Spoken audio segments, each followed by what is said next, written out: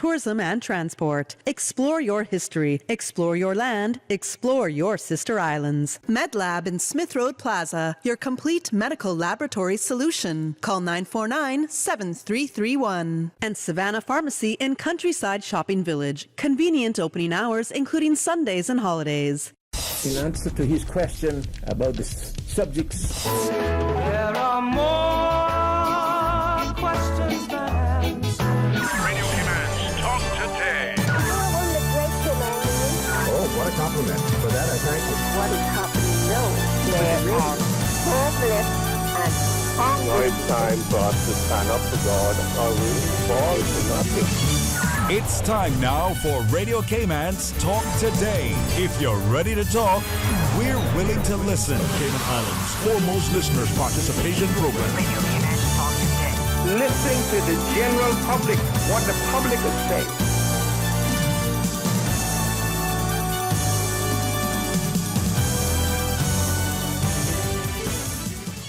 And good afternoon, Radio Cayman Nation, and a very happy Thursday to you. Thank you for tuning into your station of the nation, Radio Cayman. I'm Raymond Singh, filling in for Mr. Sterling Dwayne Ebanks. On today's show, we are very pleased to be sitting down with UCCI, the Cayman Arts Festival, and the Youth Services Unit. As always, we do welcome your stories, feedback, and questions, and invite you to join the conversation. Simply dial 1-800-534-TALK. That's 1-800-534-8255 or 949-8037. Or you can WhatsApp us at 925-3261. Back with more talk today following this very brief disclaimer. Radio Cayman's Talk Today, the Cayman Islands' foremost listeners participation program.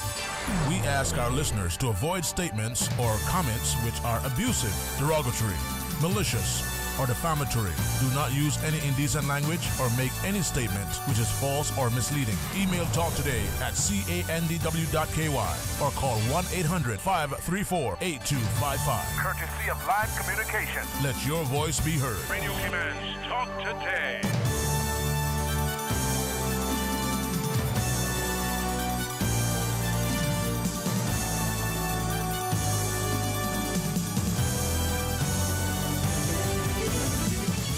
And welcome back to Talk Today. In case you're just tuning in, I'm Raymond Singh, filling in for Mr. Sterling Dwayne Ebanks. Again, we always welcome your stories, feedback, and questions and invite you to join our conversation. Numbers are 1-800-534-8255, 949-8037, or you can WhatsApp us at 925-3261. Very pleased to be kicking off our show today with the team from UCCI. Good afternoon, ladies. How are you? Good afternoon, Ray. I'm fine. I'm doing great. And I'm good, thank you. So thank you for having me today. No, thank you for coming in. It's it's one of those shorter Easter weeks. We get a one day less work, one day more play. It's not a bad week, right? Yes. And the weather's been great too. So it's actually all around. It's been a winning week. But we're here today chatting about the 10-year anniversary of the School of Nursing at UCCI. And I remember this program launched, which just kind of makes me feel really old that it's 10 years already that this program is running. But if you don't mind, just give our listeners a bit of context. Tell us a bit about yourself. Cuda? All right. So my name is Cuda Johnson Shirley. I am the program director for the School of Nursing. And I've been a part of the School of Nursing since 2015. So that's 8 years. So I've been a part of it for most of its development. I am of course, a registered nurse, and I'm a midwife. And now that I'm at the helm of the School of Nursing, it's an awesome challenge, but I'm enjoying the journey. Going from, if I could ask, going from in the field to more in the classroom itself, is there a big change for you mindset-wise when you make that transition? I have been in nursing education for over 12 years, so I have gone from bedside to nursing administration to now to teaching and now to being the director. So yes, the transition has been smooth for me. Coming into education for Bachelor's of Science program, which I was new to because I used to teach midwifery. And then, when I came in 2015, teaching in the Bachelor of Science program was fairly new to me, which was a big challenge, but now I think I'm enjoying it. All right. You've had 12 years now, I guess, to settle into the being away from the bedside? Yes. Do you miss the bedside? You can be honest. A little. Okay. A little, because as an educator, you want the skills to keep you current while you're teaching the students. So sometimes I do miss it. Okay. Do you still get yourself into the field at times? I mean, you mentioned being a midwife as well. Yes. Is that still a practicing element, or is it all now classroom-based? It's all classroom-based, but for me, I get my experience when I go into the clinical area with the students. So when I go to either Health City or HSA hospital, then I get that not direct hands-on, but I can interact with patients. I get to know what's happening, new practices, and interact with the nurses. So it's a learning experience for me when I go there. Have any of your students ever asked you to try to find that vein to see if you can still do it? I think I could. All right. I guess once you have the skill, it's it, right? It's in it. Yeah, it might take a little while to come back, but yeah, it's there. All right. Take a little while to come back, as you said. But we teach it and we practice it in the lab, so a lot of the skills are not that vague or far off. Yes. No, they wouldn't be. No. Good for you, though. And Kristen. Yes, so I'm Kristen. I joined the program in the year 2017, and I was able to graduate in 2021. It was a good experience there at the program. You're able to learn a lot, as we mentioned before. You get the theory and you also get the practical aspect, and you're all over the place. You're at HSA, you're at Health City, we've been to the BRAC, where you're able to get that hands-on. Yep. The nurses have been amazing. When they know that you're coming, they'll try to help, and they take you under their wing and okay, you can learn. You're following behind them, like little chicks behind. Yeah. It's almost like that. You learn a lot. The experience is great. You'll get to meet amazing persons. So you also get to build relationships. You meet lifelong friends within the program, and we can't forget the faculty there as well. They make themselves readily available for anything we had. If we're messaging them 12 o'clock at night, we're like, miss, this assignment, we can't get this done, and they're always there and willing to help and listen to us. So yeah, it's been an amazing time. Messaging your professor at midnight to see you couldn't finish the assignment. Yes. Could you have got away with that when you were a student? No. No. But I think that's one of the things that sets us apart at UCCI School of Nursing. We are really there for students in every aspect of their lives. Absolutely. And yes, they do text at 4, they do text at 12. Miss, always similar to the dog, ate my homework, but they will be like, I'm this is not happening now, but we're there to support them emotionally. And we're big on communication, so we always ask them to communicate, keep us abreast of what's happening. No, absolutely. At the end of the day, teachers aren't, or faculty are not there for you to fail. They're there to support you, definitely. Because their support with you helps those future patients down the road, right? Yeah. So a couple questions then, because you're coming from a different mindset as a student in the program. Before the show, you're saying I think you're early 20s. Yes. So, what was your motivation to go into nursing? If I'm going to be honest, it wasn't my first choice. Please, It was not. It's important for someone to hear, right? Yes, it was not my first choice. Actually, my mom encouraged me. She was like, based on your personality and stuff, I think it's something you should try. And once I got into it, and I was like, oh, maybe this is something I could love, and I started developing that love and passion for it, and even have the areas that I enjoy in nursing. For example, emergency room. I love the adrenaline. I love the action. You love the adrenaline. Yes, I do. I love the fast pace and the going. It's something different. And when you're in that mindset, and you have a patient that you have to save, and it's a whole different experience.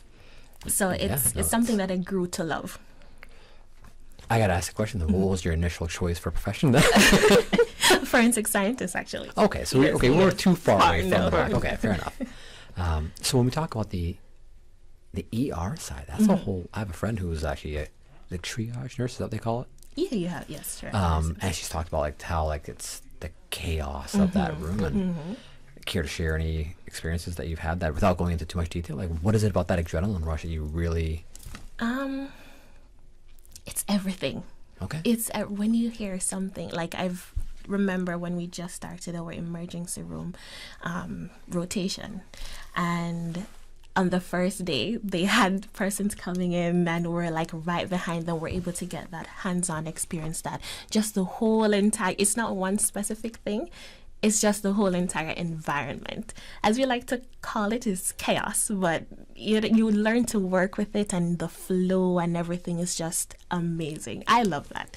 Some nurses don't like that. They prefer the slower pace. Sure. So they might like going on the ward instead, like the medical surgical ward, where it's more like a orderly fashion. So, each time you give your meds at this time, you check up on your patient, So it depends on the person. But for me, I just love the entire, it's not one specific thing. I love the entire environment of just emergency room. Fair enough. Yeah. And then, okay, so switching hats just briefly then, if you were talking to a younger version of yourself or a 16, 17-year-old in school right now, the biggest advantages you have seen so far, now being out of school, in the profession, hands-on, doing the work day in, day out for a few years now, what would you share with them or say to them to encourage them to, walk this path for a bit? Keep going, perseverance, sometimes, if I was to be honest, sometimes you feel like, oh my gosh, is this the right decision? But you have your times when you're like, oh my, what am I doing? But I tell myself, keep persevering, dedication, resilience, and you'll get there sometime. You'll get there one day. You'll get there one day. Just keep going. Just keep going. Yes. And as far as the motivation, if you didn't have your mom saying, nursing may be the way to go, if they don't have someone in their life saying this is the direction, what would you say about the motivation that they should have about going into this? Is it about care for other people? Is yes, it about definitely. So having the compassion, empathy, wanting to help others is a major factor. If you love science, that definitely, is in there. That's an added plus. But something that we learned, having the compassion and care for others, it makes a huge difference. If you feel that that's how you are, nursing is possibly a route for you. Because that was the basis on which my mom was saying, hey, maybe this is for you. I love to care for persons. I love to help people. Any way I can get to help you, I will. Even if you can help yourself. I'm like, do you need some help? Yeah. So that's a huge motivation and factor in someone wanting to probably come into nursing. And if I see someone, I would encourage them, hey, maybe you should try this route.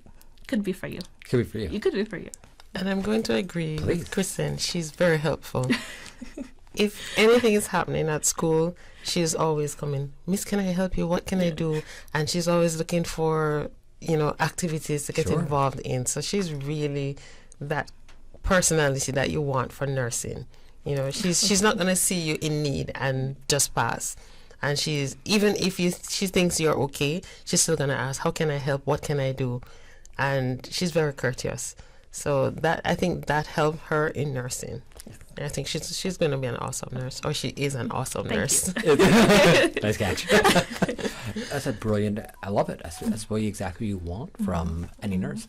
On that note, let's go to a quick commercial break. When we come back, we'll chat a bit further about the 10-year anniversary of the UCCI nursing program. Back with more talk today, right after this. For medical lab services in Cayman, go straight to MedLab. For a full range of medical services, pleasant, clean and comfortable environment, no long lines and affordable fees, visit MedLab at the Smith Road Plaza. Open Monday to Friday, 8:30 a.m. to 5 p.m. and half day on Saturdays. Call 949-7331 to make your appointment. For medical lab services in Cayman, MedLab. Now, more than ever, supporting your immune system is crucial to helping your body fight off illnesses like the common cold, the flu, and COVID-19. At ValueMed Pharmacy on Walkers Road and in Buttontown, we carry all the essential vitamins and minerals to help support your immune system and improve your overall health. Some of our top immunity support picks are vitamin C, vitamin D, zinc, elderberry, and quercetin are the popular 7-in-1 immunity support. Our pharmacists are always on hand to help guide you and answer any questions. Visit ValueMed Pharmacy on Walkers Road or Buttontown. Live happy, live healthy with ValueMed Pharmacy. The best foundation you can wear is glowing, healthy skin. The offices of dermatologist Dr. Wayne Porter specialize in enhancing your skin's well-being. Whether you're seeking advanced skin care, including any skin cancers, Botox, filler, cosmetic skin enhancements, or simply looking to reduce wrinkles, Dr. Porter offers a full-service dermatology and dermatological surgery practice. For more information, email drporterkman@gmail.com or call 946-9020. That is 946-9020.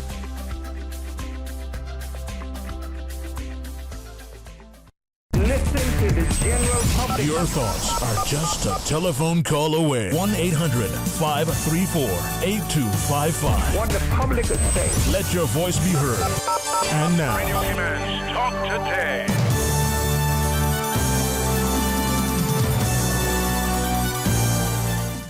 And welcome back to Talk Today. I'm Raymond Singh, filling in for Mr. Sterling Dwayne Ebanks. In case you're just tuning in, we have from UCCI's School of Nursing program, former student, now current nurse, Miss Kristen Rankin, and the program director, Miss Cuda Johnson Shirley. Again, thank you for being on the show. So turning our conversation now to the actual program at UCCI. Walk us through, Ms. Cuda, you've been there in the program for a little over 8 years now. You've seen the program go from, if I was using kids' term, a toddler to now a young person, right? Yes. 8 years of development of the program. What are some of the milestones you've seen yourself in the program, other than obviously Miss Kristen coming out of the program? Right. So for the program, as you know, the program is a 4-year full-time, and we do the regional examination for nurse registration at the end of the 4 years. And so far, for the 6 groups of graduates that we've had 3 groups with 100% pass. Wow. Yes. Okay. And Kristen, she is from one of You those led that groups. team. Right. So that's one of our milestones. And I must say that the first group that did that exam, they got 100% pass. Our first pioneer group, they got 100% pass. And that's not always easy to get. Even though we're small, persons think that because we're small, we get that. But we do have dedicated faculty. We do put in a lot of time for our students. And as I said, not just their academics, but their entire life, physically, socially, all aspect, mentally, we put that in for our students. Recently, we were approved by the Cayman Islands Nursing and Midwifery Council to regulate our schools. So nursing schools must be regulated by our nursing board, and that gives them a solid foundation and accreditation to operate. And last year, we were approved by the Cayman Islands Nursing and Midwifery Council. We were approved by the Nursing Council of Jamaica, but now that we are approved by our own Cayman Islands Nursing Board, that says a lot for the island. It says that they're ready to take the program forward. And how many students have you seen come through this program in the 10 years that it's been running?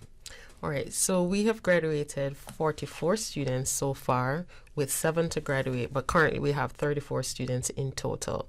In the program right now? In the program right now. Okay, at different stages of that 4 years? At different stages, right. Okay, that's just doing a quick math here. Okay, fair enough.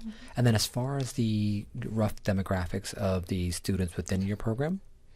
All right, so in terms of age group, we do have some young ones starting at 17. Oh, wow. And we do have up to early 40s. Most of our students are in their early 20s to mid 20s. And in terms of nationality, we have mostly Caymanians, we have Jamaicans, we've had students from Cuba and Honduras. And we have North American, yes. Interesting. Do you see the program eventually maturing to the point where you can be a feeder where people do want to come here to go to school to develop this program? Because I went to school in Florida at one point. The school I went to had it was BCC in Broward County, and they had a huge nursing program when I finished there at one point. And they had students coming from all over out of state just to attend that nursing program. Do you see that potentially being a vehicle down the road? Yes, that is one of our dream or hope, that we'll have persons coming from outside in, because we do have persons calling from Jamaica. We've had calls from Trinidad, from St. Lucia to come in to study. Wow, good for you. So there's an interest, and of course we just have to make sure we maintain our standards. Yeah. So these students will want to come. It speaks volumes to the robustness of the program. If you start seeing outside individuals wanting to come to here to go to school to actually develop their skills. Yes. We've actually had, I think currently we have 2 students who came in from Jamaica to study here.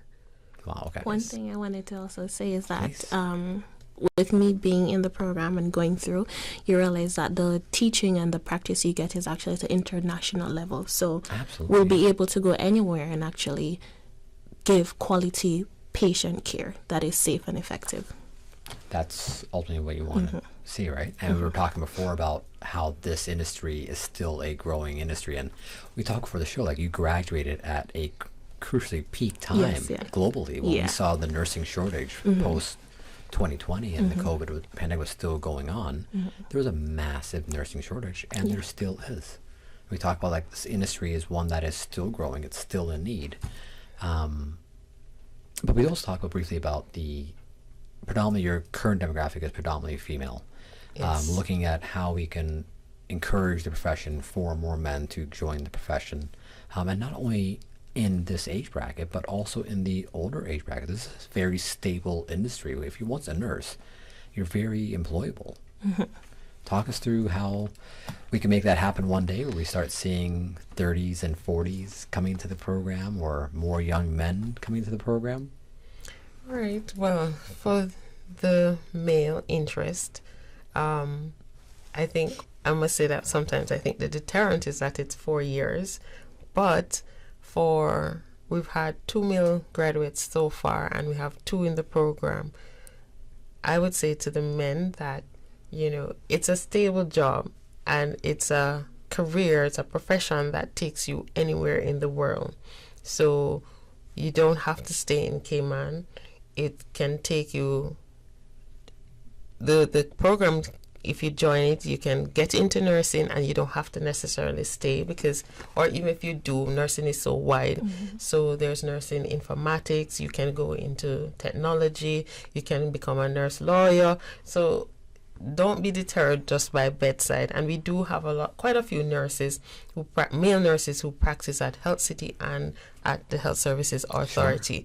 So I would say to the men, come on over to the School of Nursing, find out what's the requirement. And if you want to make a career switch, it's also stable. Yes, absolutely. And because of the shortage, you definitely will get employment, so they don't have to worry about not taking care of their families. I think that's such a huge element to this. A lot of people go into school and choose professions that either, one, highly, highly competitive, or require a significant amount of time after going to school of putting in the quote-unquote internships and the laborious work before they can actually start seeing paychecks. This is not the scenario at all. You're stepping out into the field right after school and having gone through an international standard program, become highly employable right off the bat. Right. And the good thing is that we do the regional exam, so while you're in CARICOM, you're employable, and of course you can matriculate to the US, to Canada, to Australia, wherever you want, because you've done that regional exam, which is standardized across the CARICOM countries and associate countries. So that gives you an edge in terms of employment and knowing that we are approved by the council. That's also an positive for us as well. When we talk about so you mentioned the CARICOM countries, they can become employed in. How about the UK and European countries? Is that? Yes, they can be employed, but as you know, every country will have their own requirements. So once you talk about, so they'll need to do the NCLEX exam or whichever exam is required in UK or North America. But as I said, given that they've done that standardized exam, the regional exam, that is one step for them to then move on into other areas or other countries to practice. And that's still a huge amount of doors that open just as a result of it, right? Briefly, you had mentioned that the nursing field can branch out into so many, from the lab work to being a lawyer. What is a nurse lawyer? Is that a lawyer for nurses, you mean? Yes. Okay. All right. No, I just want to make sure we're clear on, so like medical practice type law? Of course, because, with lawsuits, they can be that nurse because they have that background, so they can become a lawyer, a nurse lawyer. But outside of that, in terms of directly nursing, there's emergency room, operating theater, surgical nursing, nurse anesthesis, critical care. The specialties in nursing is similar to medicine. Most parts of the body that you think about, you can go into that for nursing. Neonatology, cardiology, it's so wide. It's a lot. So they don't have to necessarily think that they have to stick to research. Surgery. Yeah. Yes, there's research. And yes. there's a lot. Yeah. And then for the adrenaline junkies, you have the ER, right? the emergency room, yes. It's a huge field. And as far as we talked briefly about the traveling side of nursing, how not only is it there's the caring element, and there's the stability of being a nurse in a jurisdiction for a long period of time, but that traveling nurse is a highly lucrative industry. It is. Following COVID, there was places that were short on nurses, and literally we were recruiting from heavy jurisdictions and paying very high salaries with accommodations and car, the whole 9 yards, just to get the more quote-unquote manpower involved in their hospitals. Yes. So the industry is definitely there. Yes. Do you see more 30s and 40s coming into the nursing programs, even into the field in general, in the next few years? I do, because in general, the demographics in terms of student population is changing overall for education. You find that because students, some of them are not leaving directly from high school into college. They go off to work because the economy, they need to finance themselves. So it is expected that over time you'll have older students coming into the program. And as I said before, some want to make career switches. So they'll we actually have students whom we're working with, prospective, that we're working with to get their requirements to come into the program. So I'm thinking in another 2 years, we're likely to see persons in their 30s into their 40s coming into the program. Interesting. And do you see more students coming back in to become future faculty? Is that in the cards, Kristen? It's so fun. I love teaching too. So I do love teaching. Right? Yeah, it's full circle. It's a high possibility. All right. Well, that would be good. We have not had anybody who has specialized in nursing education as yet from our graduates, but we'll see. We have 44 there with 7 more to graduate this June. So we'll see. All right, nice. So there we go. Maybe one day we'll be having a conversation with you at the next 10-year anniversary, right? All right, on that note, let's go to our next commercial break. When we come back, we'll be wrapping up our conversation with Ms. Cuda and Ms. Kristen on the UCCI program. And, let's get to our commercial break. Back from More Talk Today, right after this. From boat days to beach gatherings, leave the catering to Subway. Choose from small and large sandwich platters, double meat wrap platters, and top it off with optional cookie platters for dessert. Or ask about our Subway box to go with the option of 6-inch or foot-long sandwich, 1 cookie, and 1 bag of chips. For all occasions and celebrations, let Subway focus on the food so you can focus on the fun. Visit subway.ky for catering options. Subway. Eat fresh. The Cayman Pharmacy Group provides you with more than just prescriptions. We strive to make your health our concern. We recognize the complexities of pharmaceuticals and the need to personalize your care. That is why we offer personalized one-on-one counseling. Our pharmacists are here to assist you with questions you may have about your health and the medications you've been prescribed. With West Bay Pharmacy and CTMH Doctors Hospital Pharmacy, the Cayman Pharmacy Group has a location for you just around the corner. We care about your health. Wouldn't it have been grand if you had purchased land 30 years ago? It may not be 2020, but a perfect vision has never been more clear. Cayman Brack and Little Cayman, poised for growth with an eye on the future. Your land, your history, your future. Discover all that our sister islands have to offer. The Department of Agriculture would like to inform the public that animal-related import-export services contact hours have changed. For all animal-related travel inquiries, permit application process, and in-person visitations, visit doa.gov.ky or their Facebook or Instagram page at Agriculture Cayman to view the new hours. Call 947-3090 for more information. Your thoughts are just a telephone call away. 1-800-534-8255. What the public is saying. Let your voice be heard. And now, Radio Cayman's Talk Today.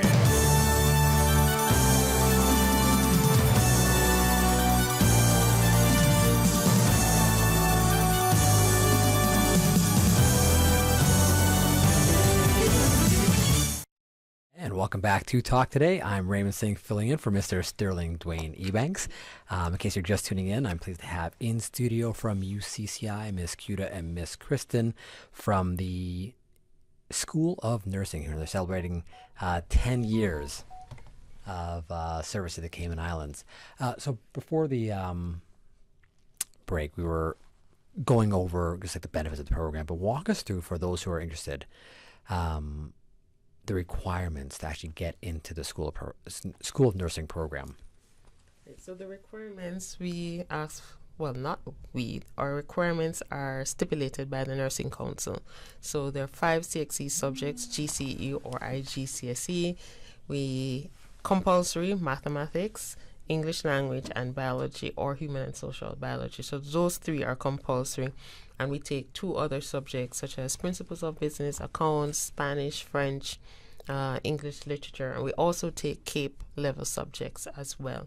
So they need 5 prospective students will need 5 subjects, and only 2 grade 3s are accepted, and that is stipulated by the council.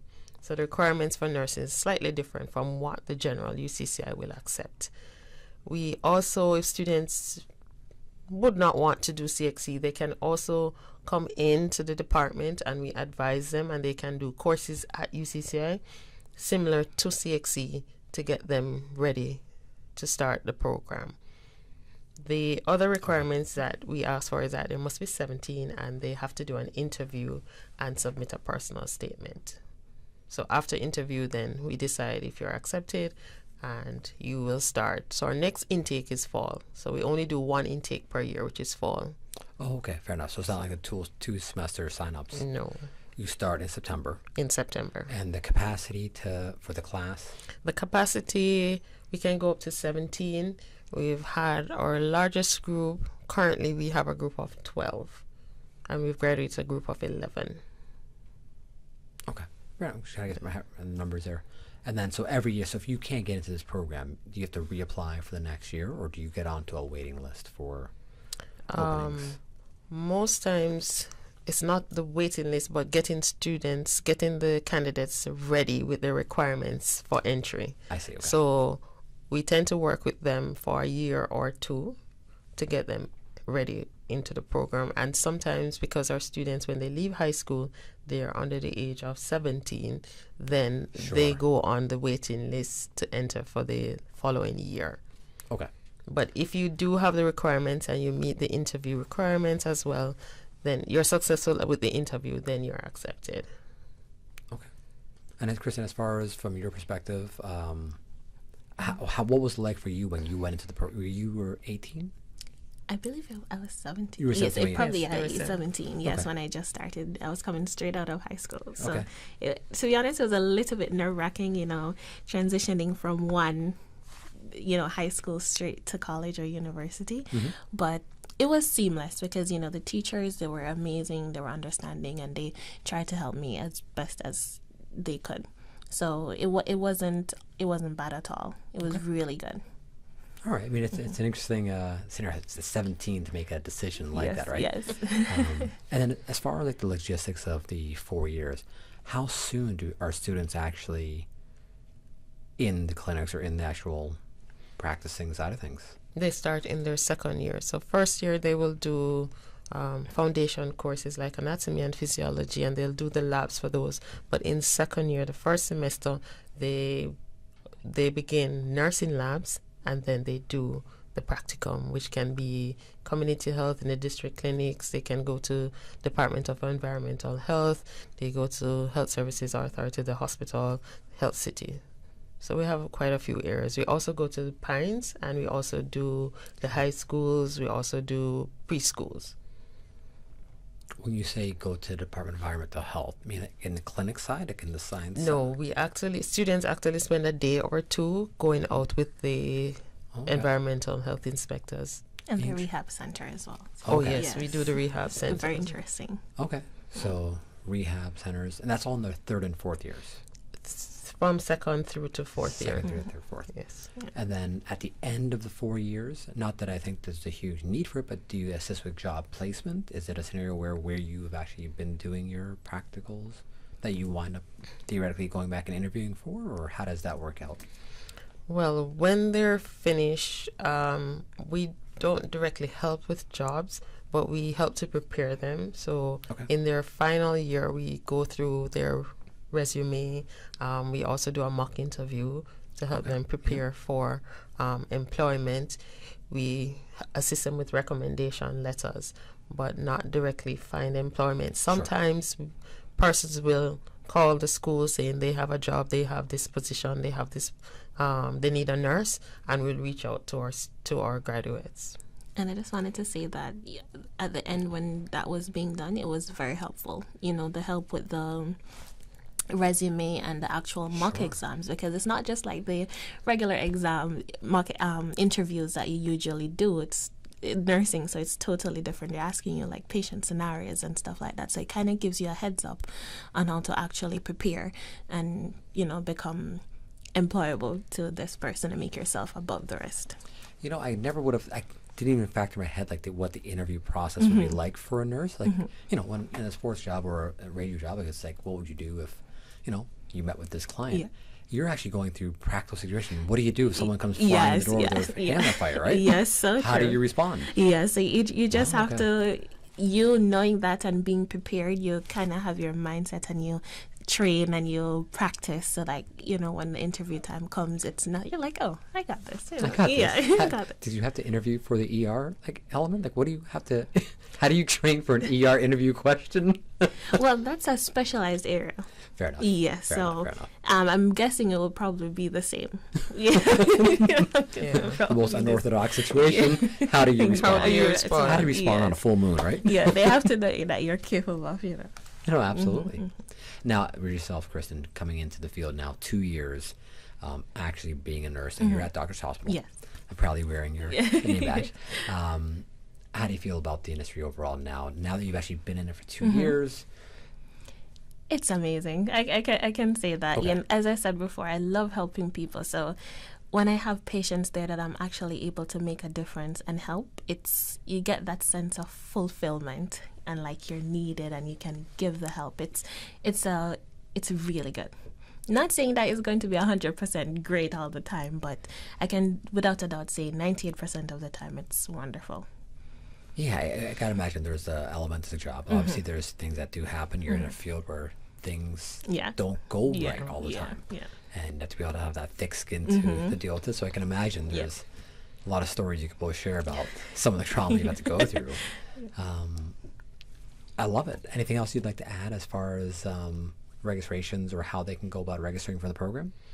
All right, so they can go to the UCCI website, www.ucci.edu.ky, and with that then they can search for the programs and they'll find nursing and it will tell them the requirements and more about the program itself. If they want to actually just come and have a chat with either yourself or a school counselor or a former student, how can they go around? Because I'd like to believe that someone going into this field and they're having the questions, they want to have that that human interaction with you first, saying, "Can I actually do this?" Yes, I'm available, and when they come to the office, if they come to the office, most times if they go to registration admissions, they send them to the office, to the nursing office, and they can get me at qjohnson@ucci.edu.ky, or at 525-2358. And we begin the conversation from there. What do you need? What do you want to do? How do we get there? And what time frame? That's so fantastic. Basically, we have a open policy at the office where, once they come, I have that discussion with them. Yeah. Anything and big goals that you have planned for the next 10 years? Anything major you can share for the next 10 years? We have a lot. I don't want to really say what next, because right now we're working on internal issues, trying to strengthen the curriculum, strengthen the clinical aspect of the program. And so for the next 10 years, I think one of the biggest things that we'd want to do is get the program accredited by an international accreditor. So that's one of the major things, and it takes a lot. So that would be the major goal for the next 10 years. Okay. And then obviously the attraction for more international students. How about growing the program? Do you see it growing beyond the 17 capacity? It can grow. Yeah. The challenge is the clinical placement. Yeah. So even though classroom-wise we can accommodate some more students, clinically we can't overwhelm the hospitals because the students need to be supervised by nurses. And with nursing shortage, they're already burdened. So we have to ensure that we place the right amount of students with the nurses on the unit. So yes, we'd want to grow, but we have to consider that factor. That's a very real, it's a real factor of logistics. Kristen, any final words you'd like to add to the listening public? Yes, so if anyone is thinking of joining the nursing program, remember it's all about dedication, perseverance, resilience, and you can do this. It's something, and all the males out there, come join us. We need them. We need that. Yes, we need that. Absolutely correct. We talked about before. I mean, there's plenty of men who are highly capable of being caregivers. Yes. And I think sometimes they tend to be scared off by just the face of the industry, just looking at an industry where they're not heavily prevalent. Right. But times are changing across the world. We've seen many jurisdictions that have a huge nursing population that are men. Yes. And so it is changing. Yes, social work is for all, and this is what you do. You're there as a social worker that's very, very hands-on. But ladies, thank you so much again. Any one more time, pass out the information for our listeners on how to sign up for the program. All right, so UCCI website at www.ucci.edu.ky, or they can contact me at qjohnson@ucci.edu.ky or 525-2358. And before I go, I want to say a big thank you to the pioneers of the program. There's Dr. Hazel Brown, there's Mr. Roy Bodden Emeritus, President Emeritus Roy Bodden, there's former Health Minister Mark Scotland, Mr. Ricky Larman, she was the first director for the program, and also want to mention Jervy Bernardino, Dr. Jervy Bernardino, who left us about a year now, and thank you to Miss Karen Jones and Miss Millicent Allen, Ms. Justine Brown, and Dean Tracy, and all of UCCI that continues to support the nursing program. We couldn't have done it without everyone on board. So really grateful and appreciative. I'm glad you brought the pioneers. Work and dedication. Yes, absolutely glad you brought the pioneers up, because without them laying that foundation, Kristen's not sitting here today as a nurse. So thank you so much again. Ladies, I do appreciate it. On that note, we do have to go to our 1 p.m. headline news. When we come back, we'll be sitting down with the team from the Cayman Arts Festival. Back with more talk today, right after this. Today's biggest news. Radio Cayman. Your voice, your choice. Local, regional, international. This is Headlines from Radio Cayman's newsroom. Today's biggest news. The headline news is brought to you by Health Services Authority. 2 ships are expected to visit today, MSC's Seascape and Celebrity Reflection, up to 8,600 visitors. No ships are expected tomorrow. The full cruise calendar can be found online at caymanport.com. A powerful storm that is charging towards Western Australia has intensified to a Category 5 system. Severe tropical cyclone Ilsa is expected to hit Port Hedland in the state's north late tonight. A red alert has been issued across the region, with thousands of people ordered to take immediate shelter. While Northern Australia is no stranger to cyclones, this storm is predicted to be the strongest to hit the region in 14 years.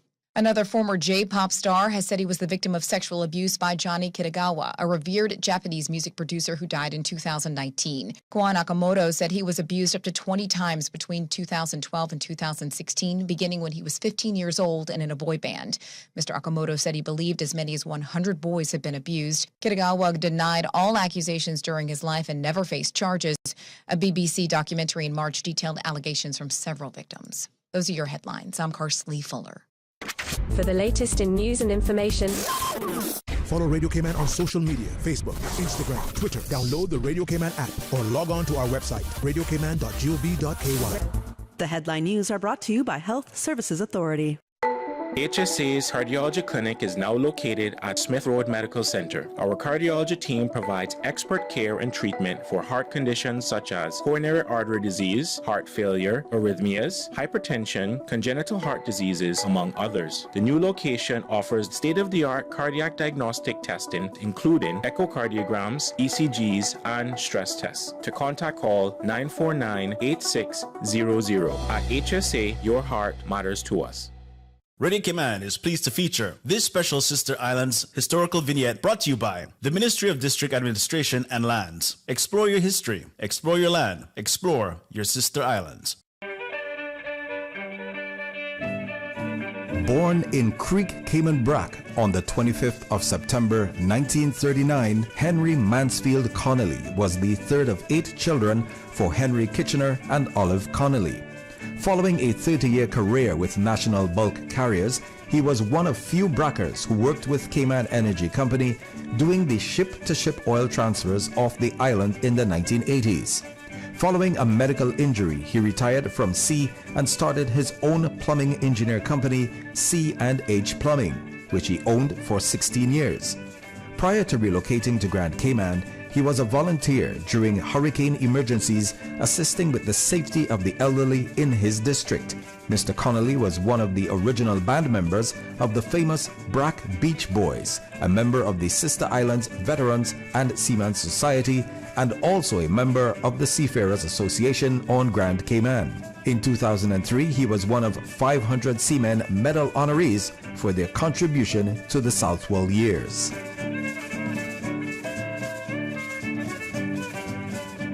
Radio Cayman is pleased to feature this special Sister Islands historical vignette brought to you by the Ministry of District Administration and Lands. Explore your history, explore your land, explore your Sister Islands. Listen to the general public. Your thoughts are just a telephone call away. 1-800-534-8255. What the public is saying. Let your voice be heard.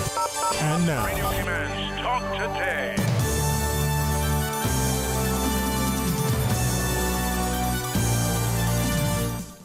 And welcome back to Talk Today. I'm Raymond Singh, filling in for Mr. Sterling Dwayne Ebanks, and very pleased to now have in studio from the Cayman Arts Festival, Mr. Marius Gaina, no stranger to Radio Cayman, Miss Fran McConvey, again, no stranger to Radio Cayman, and Dequan Smith, a young cello player who's just got back from Health City, I understand? Yes, I was up there this morning. We played for about an hour for the inpatients in the reception. Okay. Is that something that the Arts Festival kind of organizes often, or is that just something you came on island and decided that today was going to be the day to... I think Health City have been wanting to team with Cayman Arts for quite a while and have some musicians play in order to soothe their patients and those waiting to see doctors. And we had planned to go with a group of students and play. And at the last minute we didn't because there were too many students. But I realised today that it's got to be very soothing and quiet. So a group of students might not have worked, but Dequan came and it was like a jump start to this programme of going up there in order to play soothing music, healing music for patients. And he played for an hour and I accompanied him. And it was just well-known classics, and it was well received. Is this something that you've done before, or you've played for patients, whether in the UK or here before Dequan? I haven't played for patients, but I have played for residents in care homes. Okay. So this is the first time I'm doing it in a hospital setting. No, we have done it in a hospital. You've done it in the Pines? Yes, we have played in the Pines. Okay. But I think that it made me think this morning because they had done quite a lot of publicity there, and they were very pro the whole programme. And if Deaconn was here a little bit longer, he's going back on Monday, it would be nice to do the same set of pieces, in fact, in the hospital and in the Pines and anywhere else where anyone wanted us to play, for people, in a stressful environment if they're going to hospital. Absolutely. And I think it's a great initiative if you've actually done that. Yeah. Those are the individuals who they can't leave to watch your performances, right? Yeah. They can't get to enjoy the musical theater that other people do get to enjoy. And as you said, Fran, it's a very stressful environment. They're under immense mental, emotional stress. And you come in with the soothing cello. I love it. Yeah. How did you feel about it when you were done? I felt very, very privileged to have been able to share that. I thought it's quite important for musicians to give back to the community, and I'm quite grateful that my mother and I did that. That's really fantastic. Well, we were pushed by Marius, of course, but having done it gently pushed. I mean, the thing is, it's a Cayman Arts Festival initiative, and I'm actually on the committee as well, so shouldn't say we were pushed by Marius, but Marius is very much behind the scenes trying to make things happen, and this is a very positive thing. I mean, Cayman Arts Festival hopefully is affecting people across the board, from students, from the preschoolers to students to people who come to the concerts, to this kind of outreach, and that's very positive. No, Radio Cayman has been a big supporter of the Arts Festival since inception, and we've always praised Marius for the work that he's done behind the scenes, and it's growing. You can see the effect of I would call it nudging in the background, right? Because there's a lot that does happen from the master classes that you've had the artists put on, the festival itself, and the amount of students that are coming through the program, which I'm assuming, Deaconn, you were. Yes, he's one of. Are you one of the originals? Finest products. Oh no, I'm not one of the originals. No, he wasn't one of the originals. I actually was quite late in the game. I started when I was 13, nearly 14. Okay, and how old are you now? I'm 20. Okay. So I started when the string program was up and running. He started because we had a summer camp and I needed something to do with him. We were working with the strings, and at that point he was a brass player. He played trumpet in the police band and played piano, euphonium, and he wanted to come along to this camp. So I gave him a cello, which we wouldn't have had it not been for Cayman Arts Festival. Because without Cayman Arts Festival, it's not just provision of lessons and all these other things. It's actually provision of the instruments, the tools of the trade. So he borrowed a cello for the week, and that was it. He completely took off. So he's absolutely a product of Cayman Arts Festival. Very much so. Do you miss the trumpet? Do I miss it? It was extremely hard work. It was harder than the cello.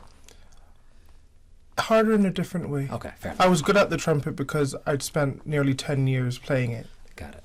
Yep. So he still is good at the trumpet. You was going to say, don't lose it. It's like riding a bicycle. Exactly. You do. I mean, it's been 30 years for me. I have no doubt I could pick it up and we're back. Yeah. when I met Deaconn, actually, when I remember him the first time, he was in the Batavia Musician of the Year competition, playing piano.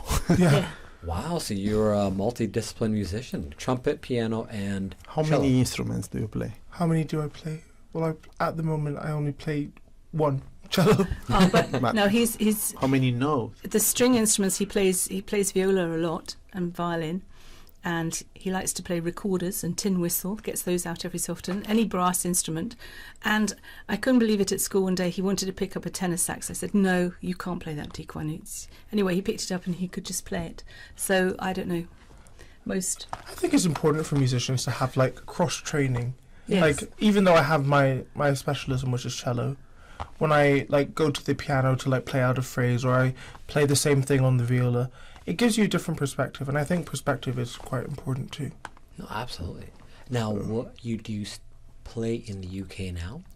Well, I'm studying in the UK. I'm at the Royal Conservatoire of Scotland, and I'm studying with Alison Wells. I'm not playing as much as I would if I were in Cayman, but I do have my required studio classes, technique classes, and performance classes. So it's quite intensive. You have to do a recital when you get back. Yeah. Oh yes. Did you forget about your recital? No, I didn't. I couldn't have forgotten about that. No, not at all. And so, what is the goal when you finish with your studies? What is it you want to do? Study more. Study more. Okay. So I'm doing a bachelor's now. Okay. And so hopefully at the end I'll do after bachelor's is master's. So I might stay in the UK or I might go to the US to do my master's. And then I'd like to further study like doctorate level work for cello as well. Do you see yourself performing on bigger stages in the future? Do you see yourself coming back and becoming a teacher for other students? Maybe both? Like, where is it? Both. Both. I'm very, very passionate about teaching. Okay. And performing. Yep. And so I hope there's space for me on the bigger stage.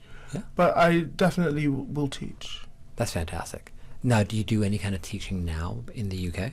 Not in the UK. I teach with Cayman Arts Festival. Whenever he's back, he comes back and teaches in our. He was teaching last weekend before, with our Saturday classes, and we have classes after school every day. And they're all ensemble classes, group classes for young, talented students. The youngest that come to us are about 6 or 7. Marius has some younger ones, which are also learning with Cayman Arts Festival in the preschools. 4 years old, 3 years old actually. 3 years old up. So they've got tiny cellos. They're tiny cellos. Actually, one of the reasons that we are here is to somehow tell the story of our cello program. I definitely want to hear that. It's a big cello. deal. We are after the festival now. We can relax a bit. It's not selling any tickets. We just tell the story behind of what we do, and imagine our programs as a pizza with a lot of slices. So today we just focus on this slice, cello program. And Deacon, it's the product of this program. We have about, now Fran help me here, 30, 40, 50 Probably. kids? At the moment, during COVID, we had the luthier. This is somebody who fixes the instruments. Usually comes down from Boston, and which is from the Johnson String Company. They've sent them the luthier for free, which is very, very nice. And since the beginning of COVID, we haven't actually had anyone come to fix cello. So at the moment, we have about 10 instruments that need some kind of fixing. For some reason, cellos, they're quite big, so they sometimes get damaged. You have to go with the flow. They can all be fixed. So we are limited by the number of instruments that we have, and also by the size of the instrument, because children grow. They start with a small instrument, and you have to have the instruments of every size. Sure. So you're always fitting one. It's like a game of, it's like a jigsaw puzzle, fitting it all together. So we've probably got about 40 at the moment, but we potentially could have 50 when we have the luthier, and then hopefully we can expand. And it's just limited to by purchase instruments. more. So the number, this is relative at this moment. Yeah. And various levels, beginners. Actually, we started to. This is a theory that it's obvious. On Ireland, we have a certain amount of kids. That number is not changeable to get from a different county or somebody to fly. This is, let's say, 10,000 kids. In these 10,000 kids, each of the entities that they are here doing sports, anything else, they want to tackle some of these kids. They want to have them in their programs. So in order to have them from the beginning and to have more, we start going to preschools. So now we have programs in kindergartens, in preschools, and we have from there, it's the 3rd year that we do that.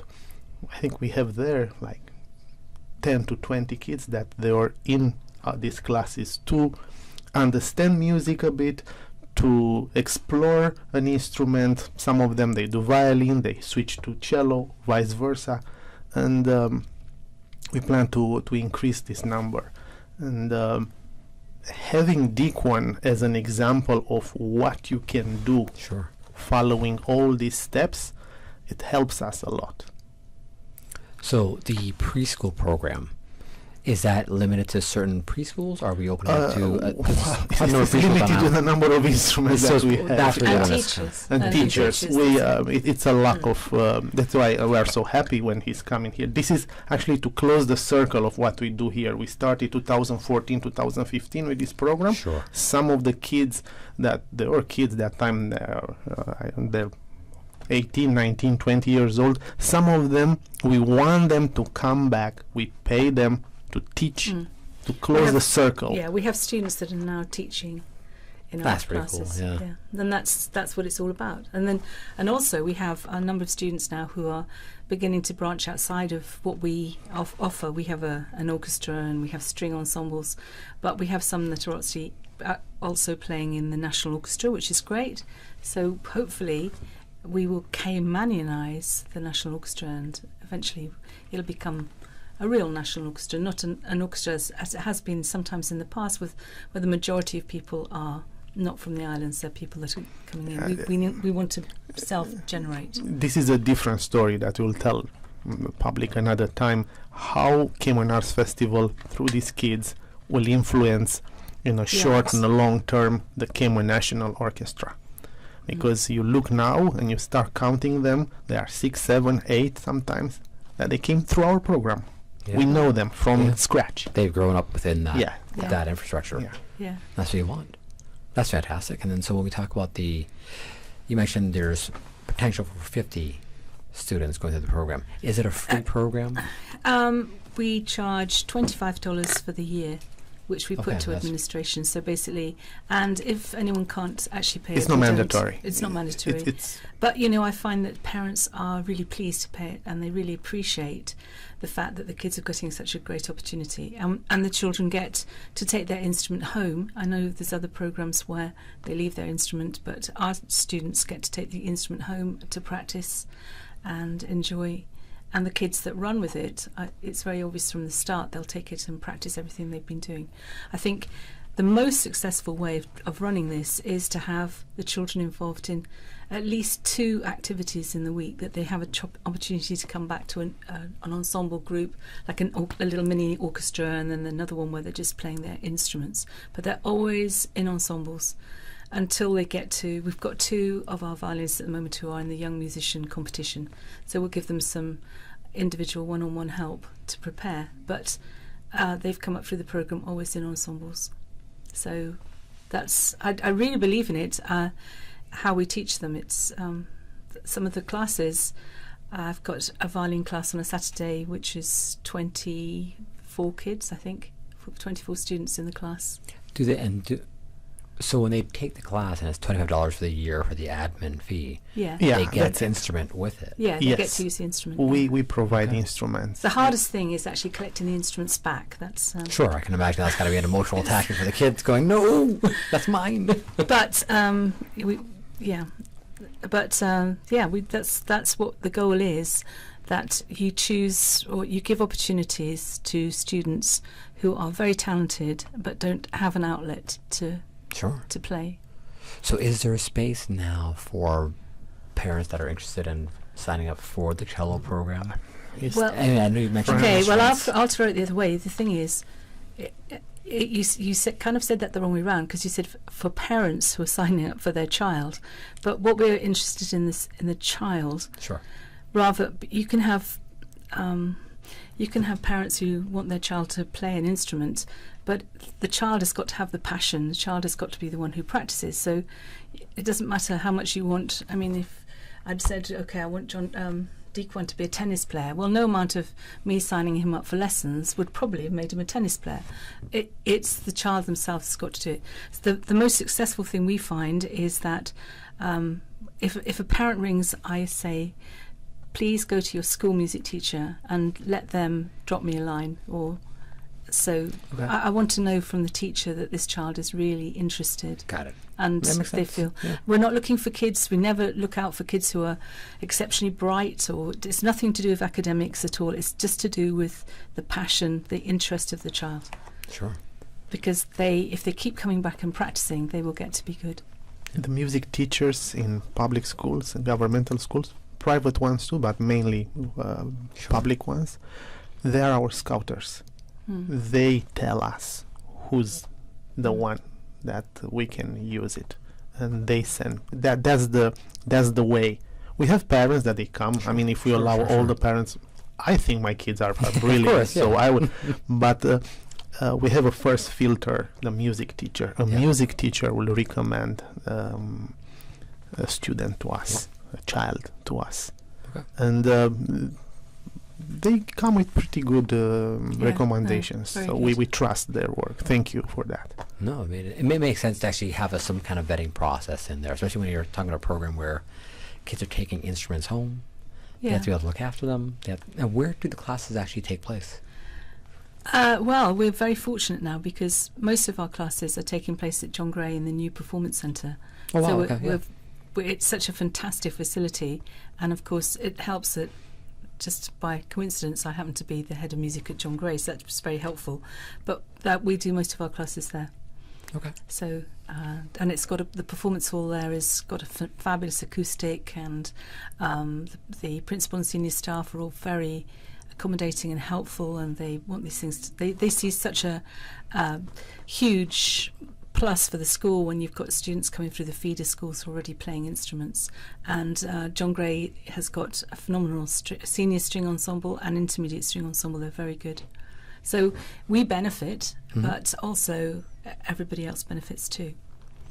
That's the idea. Do you ever see it opening up into Clifton Hunter as well as down the road? We have tried some classes over there. It's hard to get teachers to go that far. Right, sure.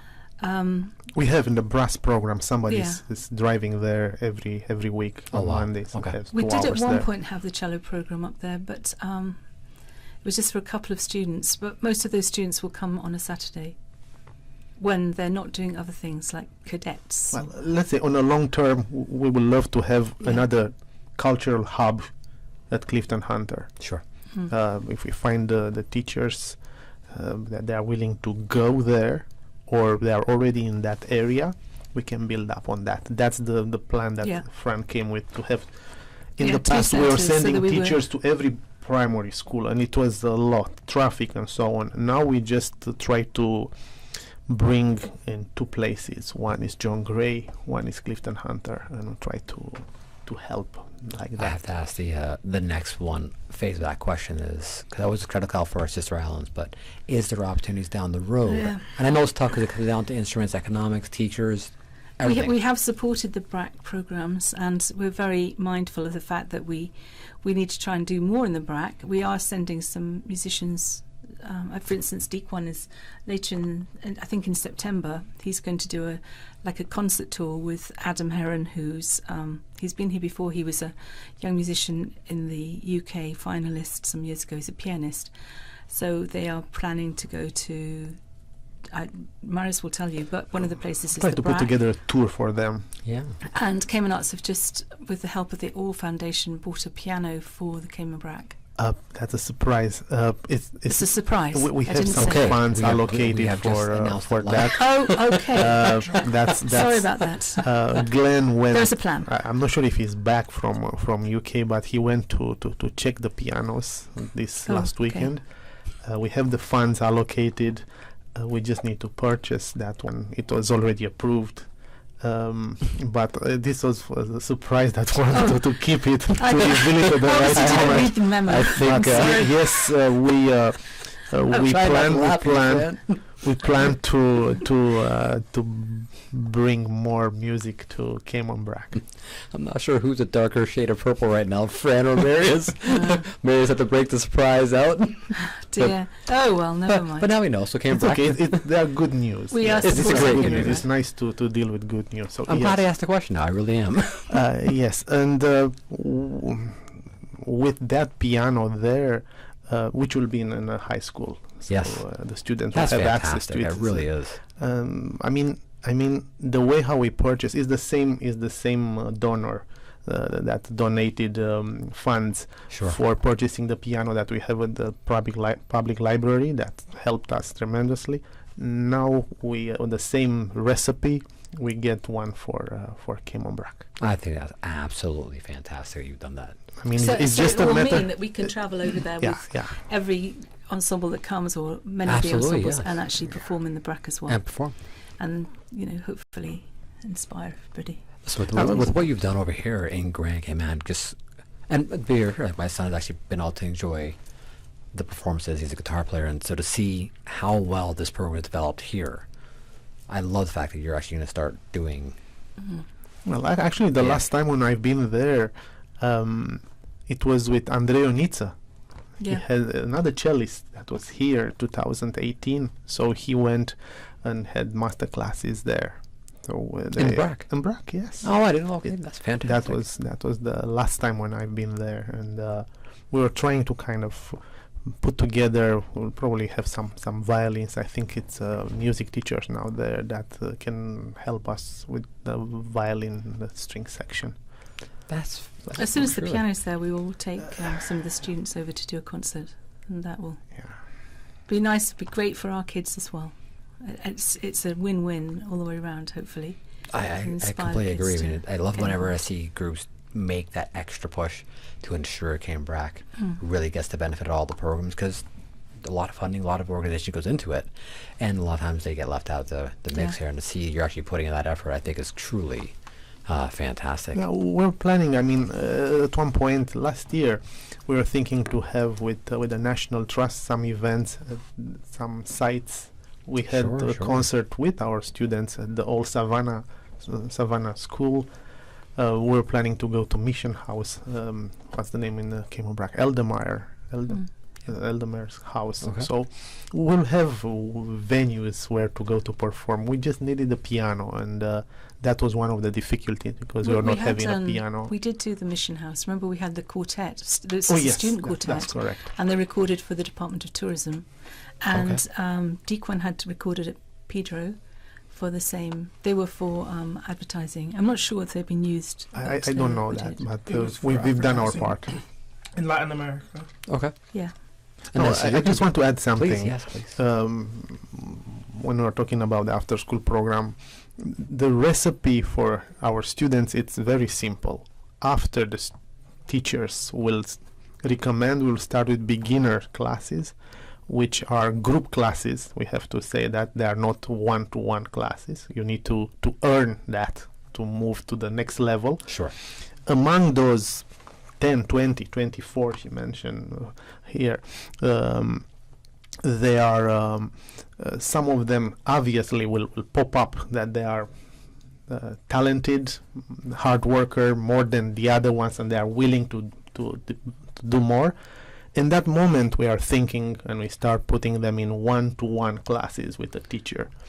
If the next step will be a better instrument, another step would be some camps, intensive camps here or overseas, and like Dequan, we support them when they start thinking of becoming musicians, like him, and going to universities. When they want to become musicians, actually, it's so nice for us to see that one of the students that we have. Yeah. So that's the way in a few steps how we do it, and he's the proof that it works. He's not the first one. He's not the only one, but we have a few others. But him is the most exposed, let's say. Well, as soon as he's coming here, do lessons with our kids. There are entities like Doctors Hospital that helped us in the past, like Health City that supports us now to offering a stage. Helping us to tell the story in various ways. I saw these days we have great results with Carifta student performers. It's nice to tell that story, because what we say now is just the peak of the iceberg. It's a lot of work behind. He didn't speak too much about his work. Maybe, I don't know if it's a commercial or something. I want to hear about that. To talk about his teachers. It's interesting because sometimes, and I've noticed that at home, this is somehow from my home country. When you come on stage, nobody will say Dequan Smith, student at John Gray. Might say that. and that implies that the teachers also are from John Gray. In this situation, yes, it's but most of the time the teacher is somewhere else. So it's nice to make justice and mention the names of those teachers that they work with students. And we have our teachers. Sometimes they are not in the school; they come from outside. We help the students in that way. So it's nice to mention who taught the students. I would actually love to have that's the teachers really on the show really one day as important. well, because that's great. A lot of them are they're not in the schools. But okay, on that note, let's go to our 1:30 commercial break. We come back. Daquan, I definitely want to hear a bit more about the work that you have put into this. Back with more Talk Today right after this. Here at Savannah Pharmacy, our pharmacists do a lot more than just count out your pills and fill prescriptions. They undergo extensive education in the study of how the human body uses and responds to medicine. They have also built up years of experience in real-life counseling on how to take medication safely. Our pharmacists are on the front lines in keeping our society healthy. Don't risk it or hesitate. Contact us or schedule a consultation with one of our pharmacists today. At Savannah Pharmacy, we care about your health. For medical lab services in Cayman, go straight to MedLab. For a full range of medical services, pleasant, clean and comfortable environment, no long lines and affordable fees, visit MedLab at the Smith Road Plaza. Open Monday to Friday, 8:30 a.m. to 5 p.m. and half day on Saturdays. Call 949-7331 to make your appointment. For medical lab services in Cayman, MedLab. Explore your history. Explore your land. Explore your sister islands, the ultimate staycation experience. Your culture, your freedom, the land that time forgot isn't gone. It's your sister islands. Discover all that our sister islands have to offer. Freedom, Cayman Brack. Freedom, Little Cayman. Soft breezes, blue waters, no traffic. Unwind and rejuvenate your mind, body, and soul. Sister Island Staycations, a taste of freedom. Discover all that our sister islands have to offer.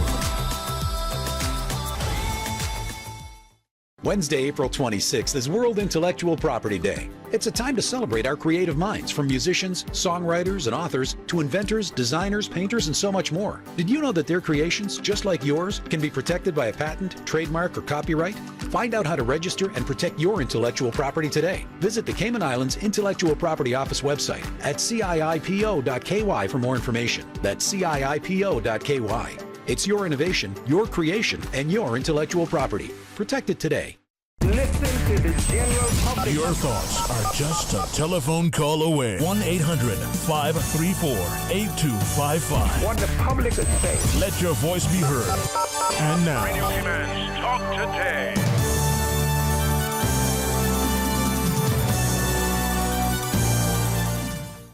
And welcome back to Talk Today. In case you're just tuning in, I'm Raymond Singh, filling in for Mr. Sterling Dwayne Ebanks.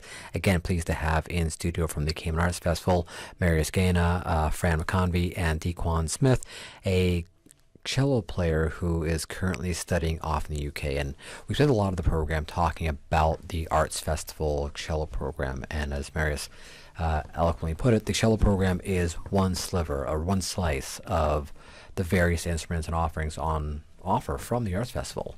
But Daquan, I really want to delve more into you because you're a standout here. You're someone who's come through this program, who's off in university right now in Scotland. And the great story that was mentioned during the break was you had a chance to pick between three of the top schools in the world. And I think it's amazing that someone who's that talented gets that opportunity coming from Cayman, a small jurisdiction, and from a relatively small program.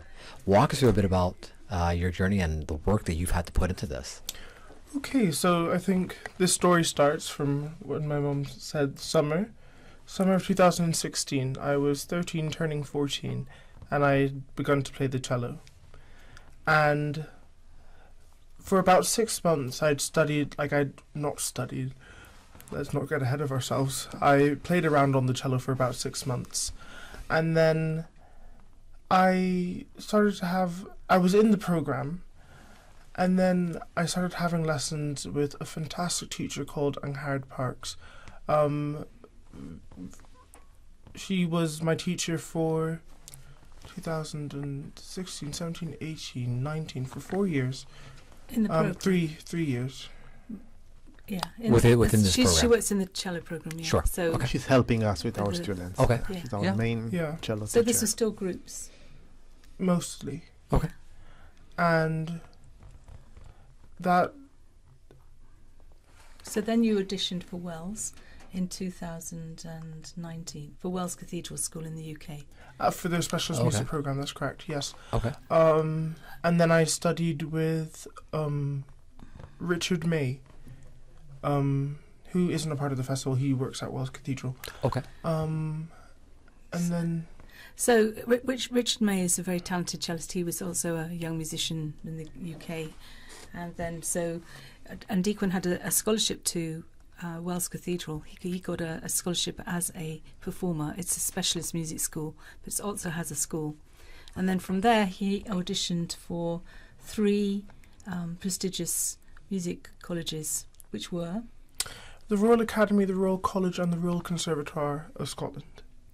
All 3 based out of Scotland? No. Oh, Royal sorry. Academy and College are in London. Okay. I'm quite near to each other, and then Royal Conservatoire of Scotland in Glasgow. You were accepted at all of them, but you chose to go to Scotland because there was lots of standouts in Scotland, which were good for him. When you say standouts, what do you mean? There was lots of standouts. Well, it seemed to... The thing is when you go to a conservatoire like the Royal Academy, the Royal College, it's a very big machine, and musicians are going in, they're coming out. It's like line work. Sure. It's a great way to put it. Okay. And not to... This is like not reflecting badly on the college. They're obviously world-renowned institution, and it's very good. But I think at such a delicate stage in a musician's life, you need to have all eyes. And when it's so huge, I feel like you can get a bit lost, and you can be sort of swept under the rug, and it just turns into a degree and not a vocation, which I think it should be. That's an incredibly mature. I love that answer. It's absolutely true because so many people go off to big university, then they get lost in the line of students coming through, and you went to pursue a passion and wanted to I think also in a practical sense as well in Scotland, where he is at the Royal Conservatoire, which is ranked 3rd in the world at the moment in conservatoires. So even though it's a smaller college, it's not in any way.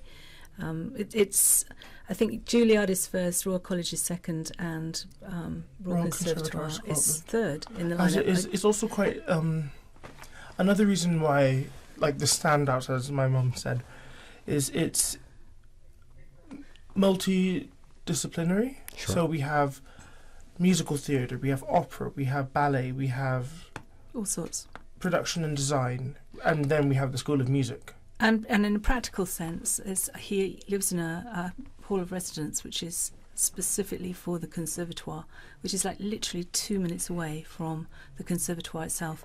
Whereas in London, finding accommodation is very difficult, and there's a lot of travelling involved. And that in itself cuts down on practice time. It means it makes it much harder. I think it's practically, it makes a lot more sense. And you mentioned the auditions to get into the schools. What was that like? I was because it was COVID. You were doing, you had to do recordings, yeah. Sorry. Yes. So I was quite fortunate that I had the choice of going in person or going online, and so I decided to do mine all online. Okay. So I forget now, but you have to do there's specific requirements for each conservatoire. You have to send in specific repertoire, you have to send in, you have to do different takes. So that process was slightly stressful, especially when I had to get up at 8:45 in the morning to record, and that wasn't much fun. No, I can imagine. After it was on a Monday morning, my first recording at 8:45. Never again. Is that because you didn't warm up? Well, who could warm up before then? It was freezing. So I then told them told the recording team that I'd have to go in later in the week. Sure. And so I sent everything off, and I had to wait on UCAS, because that's your conservatoire and university portal. Sure. For when you're transitioning from sixth form to conservatoire. And then I just waited for my results. And the rest is history. Yeah. Good for you. It's an amazing journey to see that, 9-10-ish years you've gone from playing to actually representing at this level. 2016, 2023, 7 years. 7 years. 7 years. Sorry. Yeah, but that's okay. How old was I? But yeah, it's not that long. It's not too long, especially considering that most people who want to make a career in at least the classical music scene begin much younger. Sure. There was a story I heard that it wasn't party to Dequan really, but when he went to audition in Wells, he caused a little bit of a stir because he wasn't coming from an established program. This is when he went to do sixth form, and he I took him over to the UK to audition for the scholarship scheme that they have in the UK, and he wasn't coming from an established program, so there was a lot of interest in him, and apparently he actually made Mrs. Lord, Kathleen Lord, who was the head of strings, he actually made her cry in the audition. Now, I only heard this last year, that the whole school was like buzzing with the fact that Dequan had made Mrs. Lord cry. I mean, I assume it was the music, Dequan. I can only assume that. I'm assuming it was the music so. as well. Yes, that was, and that's quite memorable. I didn't know about this until my mum told me, and yes. That's very impressive. It's only when he left that. Kathleen Lord is also another amazing teacher that was at Wells. Very violin teacher. Very serious lady, and very, very talented as a teacher. I love it. You've had quite a journey, and the best part of this whole story is that you're just really starting into this journey. Oh yeah, it's There's just a beginning. whole much more, and 7 years from now, we're going to be seeing your names in the big lights, and I love it. I think it's great, and congratulations on what you've done so far, and for yourself as well, and the work you've done. Yeah. We do have to wrap up here in just a minute. Marius, if you don't, I'm sure there's listeners out there and parents who are hearing about this now and very keen on the program. Walk through again what it would take for kids who might be interested and what they would have to do with as far as referrals from music teachers, etc. I will repeat what I just Please, mentioned. That if, first of all, parents, grandparents, students, if you really want to do music and you want to become a musician, this is possible. We brought today, and we are proud of this story, we have the perfect example here. It can happen with your talent, hard working, support from parents, from entities like Cayman Arts Festival. These things can happen today. So you can be one of those. Your nephew, your son could be one of these students that become musicians. How we do it? Go to your music teacher and make them to recommend your child to us, and we take over from there. It's a whole journey. Besides talent and hard working, we have an entire community helping this. We had sponsors, not only that they support us financially, and I want to mention here Sarah Dobbin from Sinclair Group. She came actually and play with them. She can play cello. She wanted to learn cello, so for about 1 year, 2 years, she was among them. She saw what is going on there, and guess what? She decided to support on without limitation and time. Every month from her company is coming an amount of a donation for the cello program, specifically for cello program. So the community is seeing what we do and is coming to support this. Also, when Dequan went to Wells Cathedral School, it was mentioned, Mr. May, yes, we received an email saying that the cello that we send it with is not handling what he can do. So we were at the table, at the board of Cayman Arts Festival, what we do, because we're not having those type of funds. We were able, with All Foundation, the same entity that helped us to purchase pianos, to purchase, a very expensive cello that he's playing now. It's Cayman Arts Festival cello, but it's with Deacon as long as he needs that cello. So all these things can happen. It's not just we love sports, we want to be in sports, but sometimes you need to find your niche, and Deacon found that niche. Maybe your child could come and help and become similar like Deacon. Deacon's definitely blazed the trail, and no doubt there'll be more following suit as they look up to you as leader of the pack right now. Congratulations again. Thank you. On that note, folks, we do have to wrap up this segment. We have the Youth Services Unit eager to come on board after our 1:45 break. Thank you all again. Dequan, safe travels back. We'll see you, I guess, in September for the BRAC. Is that yes, with Adam. Fantastic. Hopefully he'll be in here too. Well, hopefully we'll see you here in the studio before you make your trip to the BRAC. Thank you. Absolutely. Thank you so much for your invitation, and we hope to see you again. Not that we know why we're going to the BRAC at this point. No, we do not. It's not a surprise. We'll leave that out there.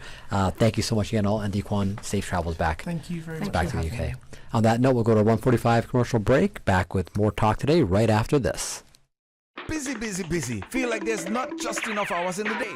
Savannah Pharmacy, service to make your life easier. Now you can WhatsApp your prescription order to 929-5045. And pickup is just around the corner with everything your family needs and convenient opening hours including Sundays and holidays. WhatsApp your prescription order to 929-5045. Savannah Pharmacy, wholesome values with modern conveniences.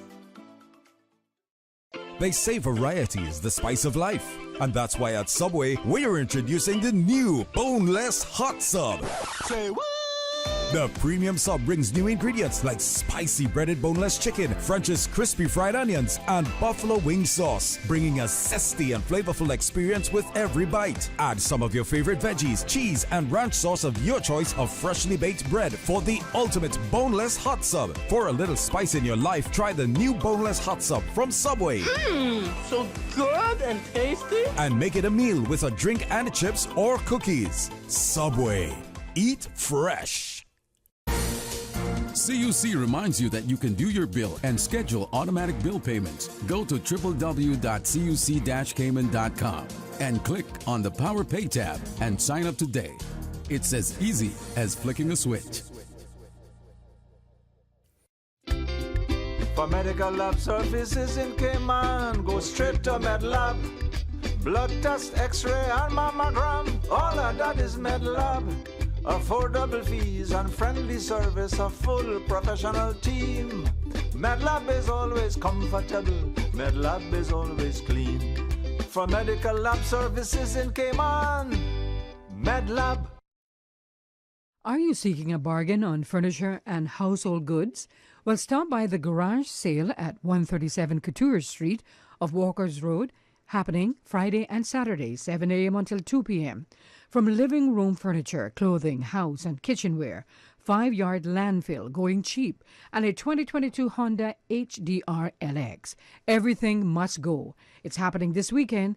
Garage sale, 137 Couture Street off Walker's Road. For more information, call 925-2705. If it's time for new appliances, hop on into the LG Appliance Easter Sale now on at Brand Source Home Gallery. Save 15% off on LG appliances. Buy a 4-piece kitchen and you'll get a further 5% off. Yes, if you have older appliances that have seen better days, don't wait. Take advantage now of the LG Appliance Easter Sale. Hurry in. Sale ends Saturday, April 15th. Brand Source Home Gallery on Dorsey Drive, Industrial Park. Phone 623-5000. The Department of Environmental Health would like to advise the public that in order to prepare for hurricane season, this year's bulk waste collection will take place in May, replacing the traditional year-end collection. Residents are urged to prepare and separate their items ahead of the week assigned for collection in their respective areas. Any bulk waste that is put out after the announced dates will not be collected. Household appliances, furniture, and other items too large to be handled by the weekly DEH collection crews should be placed by the roadside where it is easily accessible to DEH collection crews. Metals and vegetation should also be separated from other bulk items. Do not obstruct the roadway or storm drains or place tires, construction and demolition waste, hazardous materials, or electronics. For more information on the bulk waste collection, please contact DEH's Solid Waste Management Section at 949-6696. Your thoughts are just a telephone call away. 1-800-534-8255. What the public is saying. Let your voice be heard. And now, Radio Cayman's Talk Today.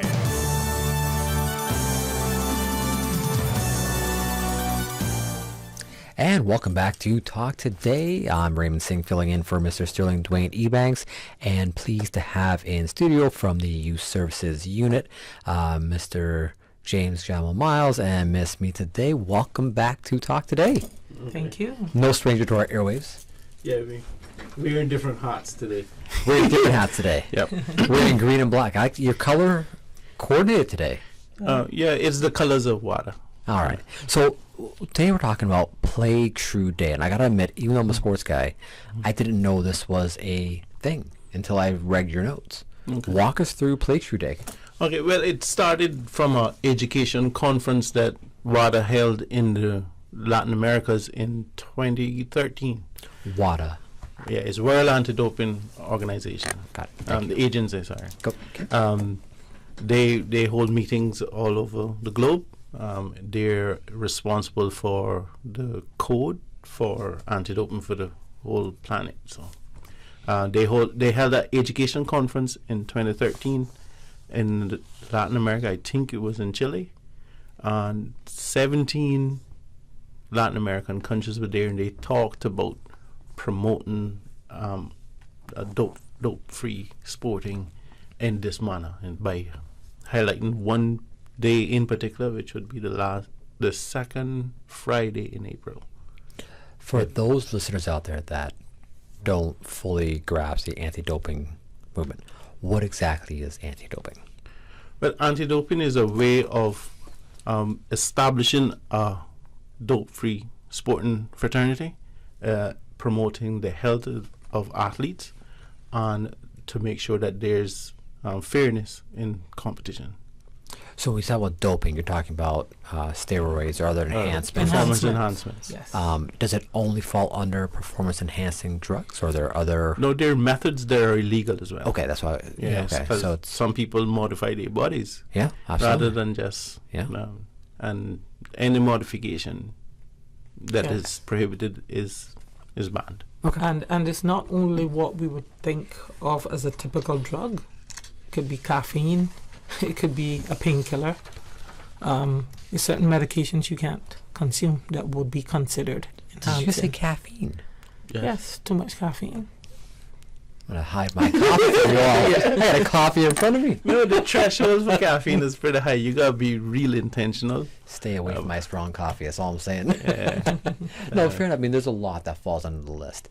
And I've seen where, whether accident or not, I've seen where athletes have actually taken cold medications or of the likes, and all of a sudden face the consequences afterwards, where they realize, wasn't allowed to have that. And a lot of that is inadvertently, because they say, okay, I always take Tylenol, or I always take that. Yeah, so I mean, but if they purchase it on a batch made in a different country, they might have different active ingredients, and they think, it's the brand, and it's not. But the true thing is that you have something called a TU. So if you're taking medication legitimately, your doctor can give you a therapeutic exemption use form, and you fill that out, and then people know that you're taking that because of this reason for this period. Yeah, and that's just so you can perform at your normal, not to enhance your performance. Yes, so that's if I'm ill and I need to recover to my normal, then that's why I take the medication. I might need to take something for a fever. Yeah. Sure. Now, the movement itself, this is subscribed to by the jurisdiction or by individual sports? Like, is it the Cayman Islands that subscribes to this movement, or is it track and field has signed on to it, basketball has signed on to it? Well, the responsibility for promoting a dope-free sporting is everybody's business that's in the sporting fraternity. Okay. But in terms of why we are part of Play True Day, is because it's something that it's everybody's business when it comes to sport. For everybody to play fair, it's for everyone to play true. It is for everyone to make sure that the competition is done in there's equality. And it's also a part of our platform. I mean, we here as anti-doping officers, James is the chairperson for that committee, of which I'm one of the female anti-doping officers. And we do educational seminars all the time and engage the schools and the athletes so that they can be aware of what's what and prepared for when they go overseas for things that could happen. And so therefore, if we're doing that, this goes hand in hand, so that you're going to always encourage people to play true and to be clean and fair in every aspect. Yeah, there's 192 countries that have kind of signed up to the convention to eradicate doping from sports. So it's a global movement that we're just a part of. Cayman is just a part. And we have to be a part of it, because if what the things that we're doing, and this is just a small part of it, is not in place and we're not compliant, our athletes cannot participate at a world level if Cayman is not compliant. Now, we talk about compliance. What does our compliance mean in that regard? Like, what is it that we have to do to be compliant with the world governing bodies for anti-doping? There's a code that you have to be compliant with. It requires reporting of our anti-doping program. Okay. Or what level of education we're doing, what level of testing we're doing, and to report that to our regional body and to the international body. All the reports feed up all the way to the convention on.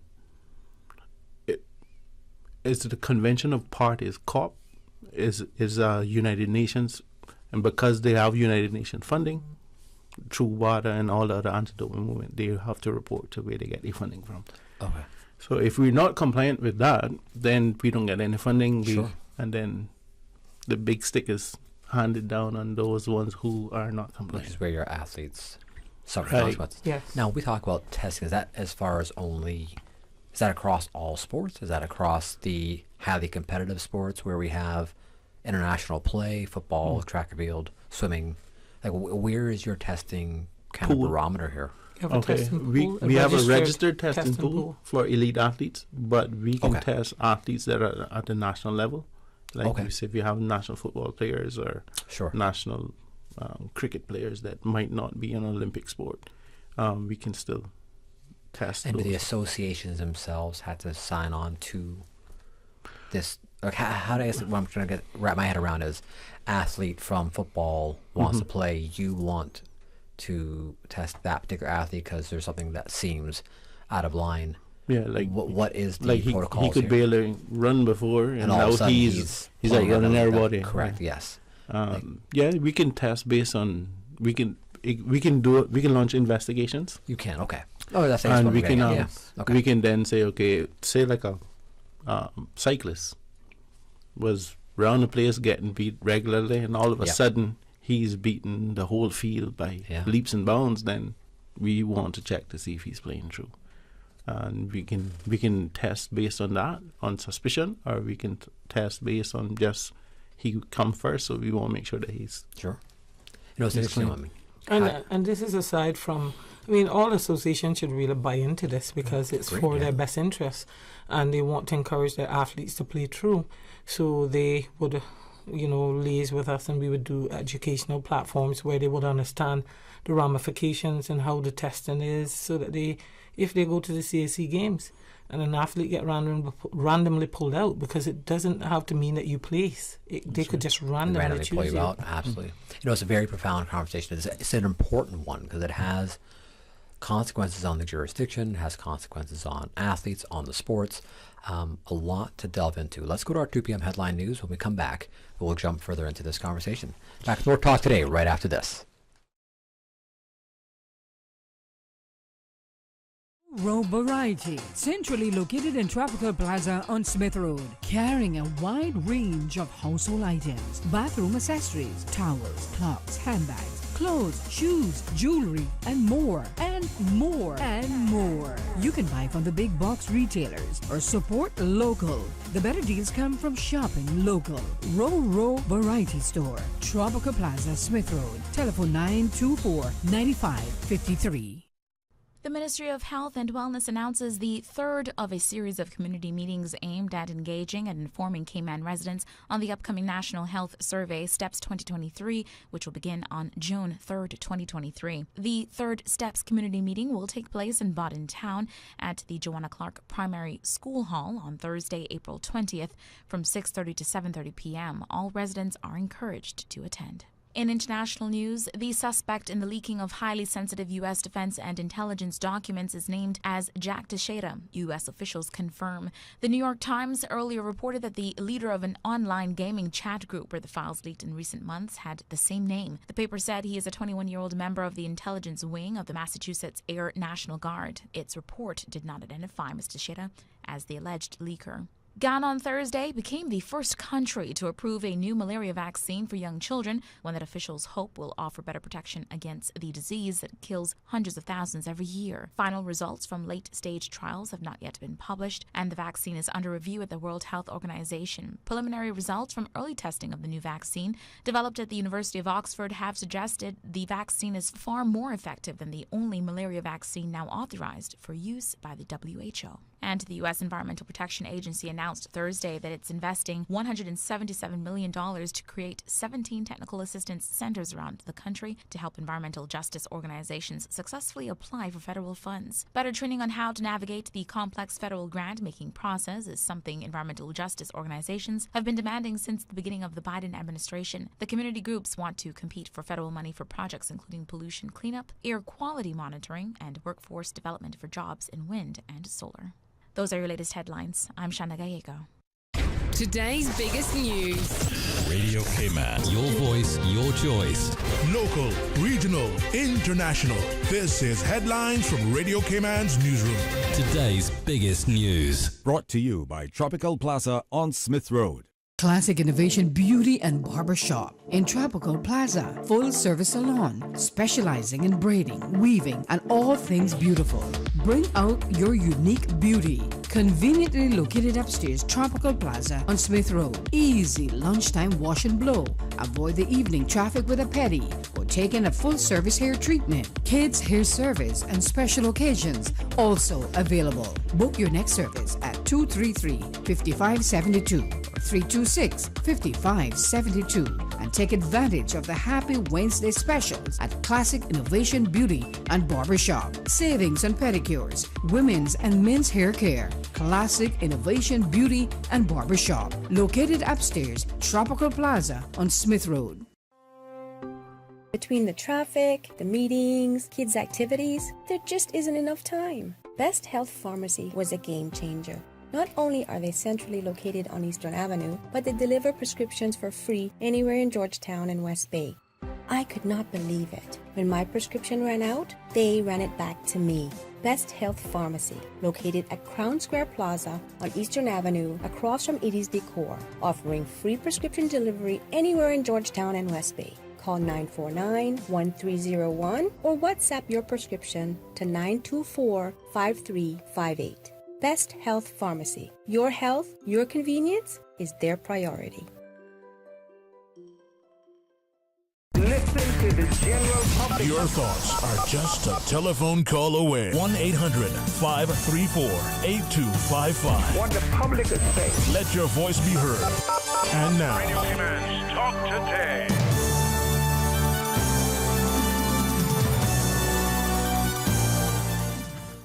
And welcome back to Talk Today. Again, I'm Raymond Singh, filling in for Mr. Sterling Dwayne Ebanks, and pleased to have in studio Mr. James Miles and Miss Me today, here talking about Play True Day and the importance of the discussion and education around the anti-doping community. Folks, back to you. Yeah, well, one of the things that Play True Day aims to do is to try to raise awareness about anti-doping. about the dangers of doping in sports, about the infringement on the spirit of sports when you cheat. And it is the responsibility of doping control officers like ourselves, international sporting federations, major events and games organizers, the national anti-doping organizations and Olympic NOCs. committees, Yes, everybody in that kind of sporting fraternity, regional anti-doping. Recently, member states were called on to establish national compliance platforms. Yeah. Which So what is that? Yeah, that would include anyone part of drug education or drug interdiction. So we've had customs officers in the platform, police in the platform, postal in the platform, pharmacists in the platform. We just formed one. Yeah. Who else is there? The National Drug Councils in the platform, Yes. the Sports Department, Ministry of Sports, the Ministry of Health, HSA, because we need to have doctors also on board, and they have a medical sports medicine clinic like every Wednesday. So it is one way of educating medical professionals. Because, I mean, look at it. Look at what happened the other day in the news here with those pills that came in. Oh yes, of course. And then so there you go with the customs and border control and like the post office. People might send those things by mail. You just don't know. Everybody has to join forces.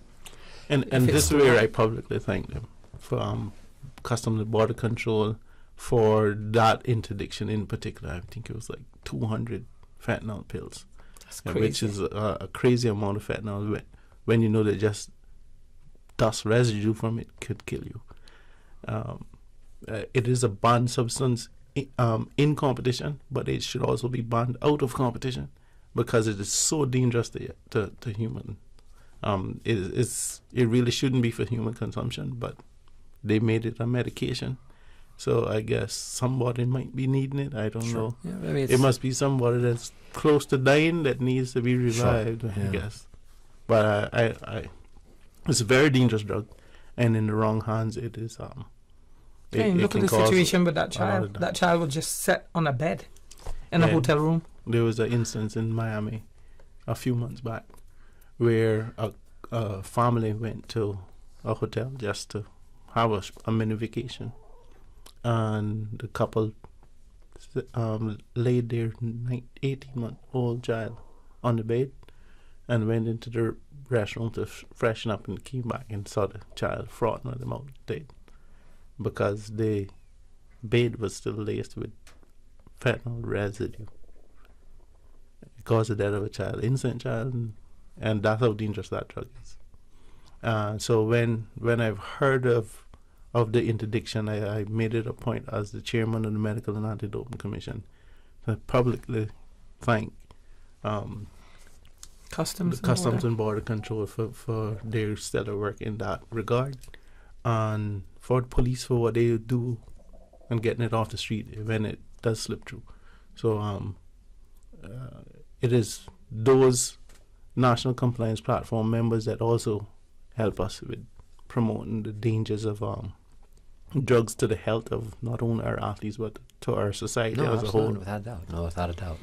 The the conversation is a big one. I mean, there's a lot to unpack in this conversation when we talk about the extremes of that situation we just talked about just now. But then on the competitive side of things, during the break we were talking about how when you have athletes who are vying for scholarships or vying for placement on teams, and they're looking at how to accelerate their performance quickly, and that's unfortunately what it usually comes down to. It's they're looking for a quick fix, something that will set the edge apart. And it's tough because you have coaches who will encourage this, you have parents who will encourage this, or they will introduce it. They have peer pressures, there are social groups. It becomes a scenario where if you're in that environment on such a regular basis, if the other athletes are doing it and you're seeing them getting away with it and you're looking at it going, my numbers are not going to be there now. I'm not going to get the touchdowns or the goals or whatever it might be. Or make the playoffs. So there's so much. And you start talking about elite athletes. When you're looking at the elite level athletes, and we know so many are using performance-enhancing substances of some kind. It could be banned substances. It can be enhancement, whatever it might be. The challenge becomes when you talk about education, we're talking about 15, 16, 17-year-old athletes who are right now, that's that peak group where they're transitioning to that next level. Mm. How do you impact those kids and those parents and those coaches to say, hold on? And that's why this has to be a community approach, village raising the child. So parents, coaches, everybody, volunteers, it's everybody's business. So that you can impress upon the child or the athlete or your child how important it is to play true. Yeah, it's a tough one because I've seen it myself from the sports side, just being involved in that realm, and how many athletes will, without thinking twice, will flip a switch and go, nope, I will use that. If that's what's going to get me that win, no different than me picking up my coffee. If that's what it's going to take to get me through my day is that cup of coffee. Mm. We haven't banned coffee, thankfully. Well, thank me God. With my coffee again. Thank God that I know I can say this confidently. We talk about this and we see this happening all over the world, and I say that Cayman really, we haven't gotten to that point that I am aware of, that we're aware of, and that's exactly why we're doing what we do. Yeah. Yeah. And I think education is the key to preventing the establishment of a culture that is not fair. And you will still have some that might slip through the cracks. Right. Sure. Later on, we don't know. I pray not, but sure. We still have to try. You see, like in the UK, because our anti-doping movement is under the United Kingdom because of our arrangements. Sure. So with being a British overseas territory in the UK, anti-doping falls under the section of health, workforce and diversity within the Department of Digital Culture, Media and Sports. So the health, workforce and diversity. Okay. That's where anti-doping falls. So we report to Ms. Heather Sinclair, who is the head of that section. So our reports go all the way up to because through a regional anti-doping office, which is in Barbados. Okay. All of our, because we are a British dependent territory, the United Kingdom has ratified the convention, and that is shared with all of their territories within the realm. So we have to comply with everything when we do it. So that's the nature of why we have to always be compliant. We should be wanting to be compliant anyhow, no matter who we fall under. That's right. So we said right. But it is a international standard that's been established that we all need to abide by, and it don't matter how small it is. We have to do it too, even though we're a group of volunteers who have full-time jobs. It's an interesting topic. I actually wouldn't mind delving into more on the. It's very easy, not easy. It's very noble of us to say from an administrative side of organizing sports.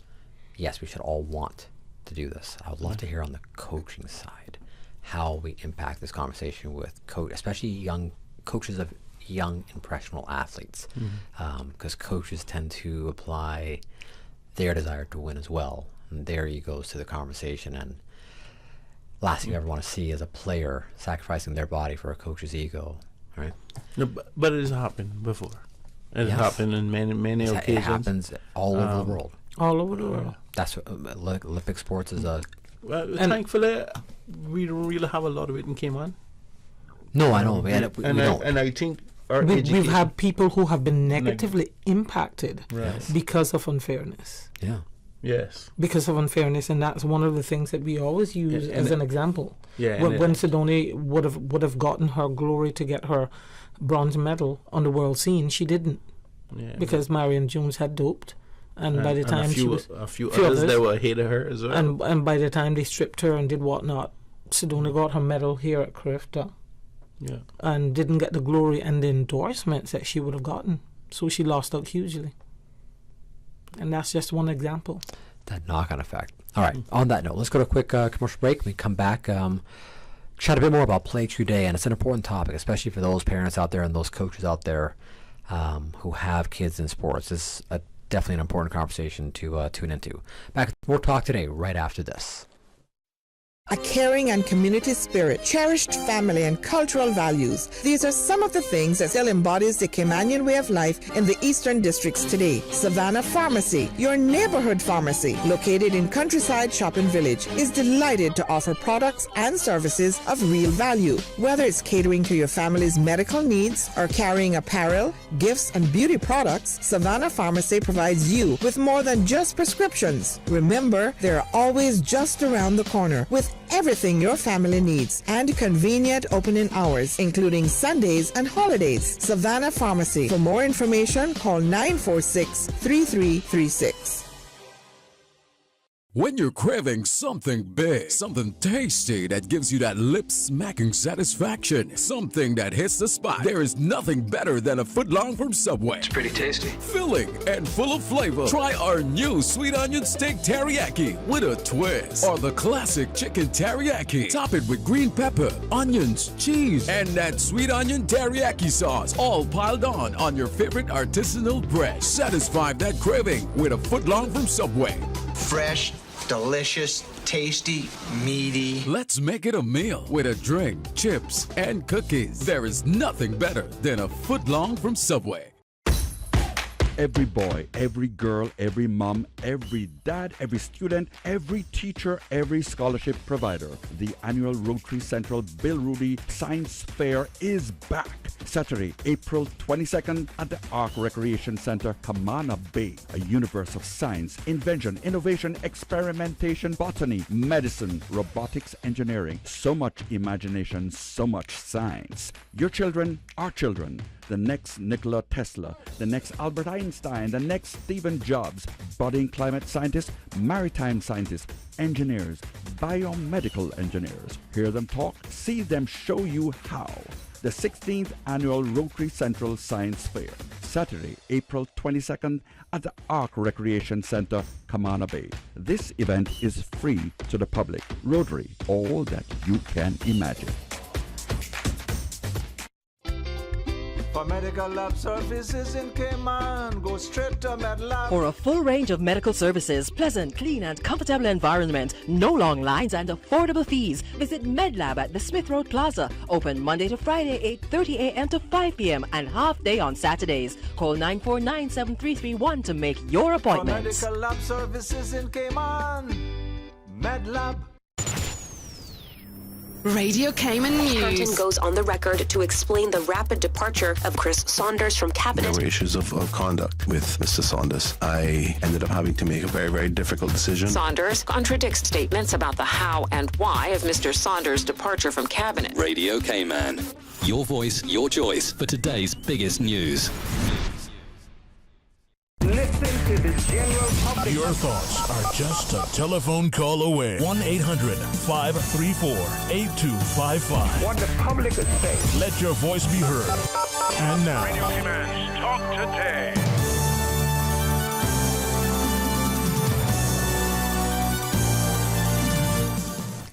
And welcome back to Talk Today. Just about 10 minutes left on our show. Again, I'm Raymond Singh filling in for Mr. Sterling Dwayne Ebanks. Chatting about Play True Day with Mr. James Miles and Miss Mita Day. All about the anti-doping community worldwide. Jamal, take it back to you here because there's a whole campaign you're launching here. Right. Well, this year, the Play True Day is a social media campaign where we take pictures and photos, so we could take a picture before we leave, right? So we can post it up on the social media feeds. And it is, the aim is to be one team. That's the theme for it. There's one playthrough team, and it's about everybody's business. Everybody's a part of helping eradicate doping in sports. It is about everybody contributing in some way of making sure that people play fair, that athletes play fair, and that we have a healthy society. So it includes everybody. It includes us here on even talking on the radio station, because Athletes, we promote national awareness. and regional anti-doping organizations, Yep. sports federation, governments, major event organizers, stakeholders from around the world, just to pledge your support to join WADA in building the world's biggest team playing for clean sports, and hashtag one play true team. Yeah. And post this on your social media and get word out. And we have some templates we can share if you want, all the logos and stuff. We could share that with you. Get in touch with the Olympic Committee. You can go and check out their website, caymanolympic.org, and then they can hook you up. Yeah, so it could be Radio Cayman staff, it could be staff at Foster's Food Fair, it could be a football team, it could be someone who's arranging the next Carifta, group. Say that we're hosting Carifta next year and we're going to do this. And so any group of people, could come together and say, we want to play true. And how long is the campaign going to be running for? I don't know, but I'm pretty sure it's on social media. They'll probably have about close to 1 billion pictures in a day. Yeah, it's the way it works, if you have 192 member states, and everybody, even if everybody was to contribute 7 pictures on the stream each day, that's amazing. That's a large amount. But I'm pretty sure I can gather 19 photos from us just being here. Sure. On the set, and take other photos. Use some of the video from this broadcast and put it on social media as well. Yeah. And it is about promoting the movement. It's about making sure that people participate in making sure that everybody is safe, making sure our athletes for sure are safe and they're playing through, and that our societies are better off by being part of the movement. And it's basically made up of people who inspires you to play true to the movement, and it could be anyone. Parents, doctors, family members.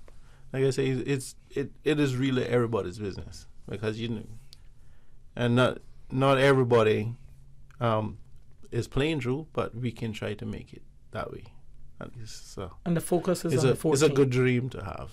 Yeah. And so we try to push towards that. Yes, as much as we like the ultra competitive sports and seeing what those athletes can do at the end of the day, when it comes down to how it affects a small community, if that were to start happening across your sports, better to get ahead of the game now and really put a stop to it. And so I give you credit for this initiative. It's an important one, one that I'd like to see the coaches throughout Cayman Brac and Grand Cayman take full head on and realize that this is important, especially for young athletes who are looking to step up and play in college, and don't step into this doping realm, because it has consequences on the body. Yes. Yeah, because even if you are a recreational player and you just do sports just for fun, drugs will harm you, not help you have more fun. It isn't fun. No, and it's a challenge. Some people that are they think it's fun because they got a high or a buzz, but it's you're damaging your body. Yes, and we all pay for it if it's a medical expense, or we all pay for it if you're not as productive as you should be in society. So we all pay. It's a trickle-down effect. It is, and the games change as well. I mean, we're looking at it from the standpoint of fair play and quality games. It's once you start that direction, the game itself changes, and then has far-reaching consequences for our younger athletes, and because we start seeing the professionals doing it, then the high schools start doing it, and the colleges, and next thing you know, it's a scenario where it's really hard to put a stop to it. Yeah. So, and I think we're nearing that. So we're hoping that education and constant education and awareness can help to curb that, because not every country or not every athlete plays through. Sure. And because of that, we have to try to get there. I hear you. So just to wrap up the show here now, how can people find out more about the social media campaign? And where can they go and get in touch with the Olympic Committee. Okay. caymanolympic.org. There's a website. You can check them out, and they have stuff on there about Playthrough Day. If not, you can go to the WADA website, which is wada-ama.org, and they have information there about the Playthrough Day. They have the templates for you to download as well, and how to download it. So all of that is being shared on the Olympic Committee, but you can get it from WADA as well. Yeah, and I mean, if they just put WADA on Playthrough 2023, everything comes up, and it leads you to everything. Okay. Yeah. But tomorrow is the big day. So tomorrow is the actual. That's the day that we. That is the actual Playthrough Day. And we'll be hanging out with Mr. OC in the morning. So if you all stay tuned, we'll have a different conversation with OC. And OC is still athlete. He's a still big time cyclist. Yeah, he still cycles and stuff. And while he doesn't compete, he still enjoys the ride. And I think that would make for a good photo to share on the social media campaign, and I hope he would. Are you going to chase him down on the bike, get that photo? No. I wait till we get in the studio. When we sit down, we can take a good photo together, and hopefully he can share some photos of him on his bike. Sure. And we can also put that in. But we have a lot of sporting icons that can help us with this Playthrough campaign, and I'm making the appeal now to all of those sporting icons out there who you know who you are. Send us some pics of you in action. Send us some pics of you with your glamour shots if you want to. We can put them up because it's everybody's business to promote fair play. It's everybody's business to promote playing true, and it's everybody's business for our healthy society and community, and especially that for our athletes. So indulging all the champions out there. And champions can come not only as athletes, That's I right. must say, because none of that could happen without all the people behind the scenes, the person bringing the water, the person picking up the garbage, cleaning up, washing the clothes. And I have a whole lot of respect for those unsung heroes. So all of those people are vital. They're champions in their own cause. Yes. Absolutely correct. So tomorrow is the big day for Playthrough Day. Yep. Again, visit the IOC's website. Yes, or WADA. I think WADA. WADA has a lot, all the different, because they have like different streams, templates for different streams. So if you're not the Instagram one that we're trying to do with the Olympic Committee, and you want to use Facebook or other streams, they have templates for different streams as well that fits their format. So check out wada-ama.org, and you can get the template that fits you. And if you don't remember that, just put WADA Playthrough 2023 and it'll all come up. Perfect.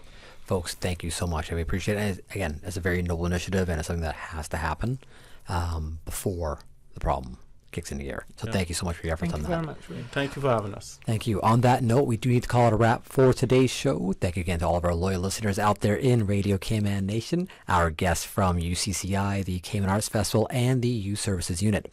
On behalf of the entire Radio Cayman family, thank you for tuning in for today's show.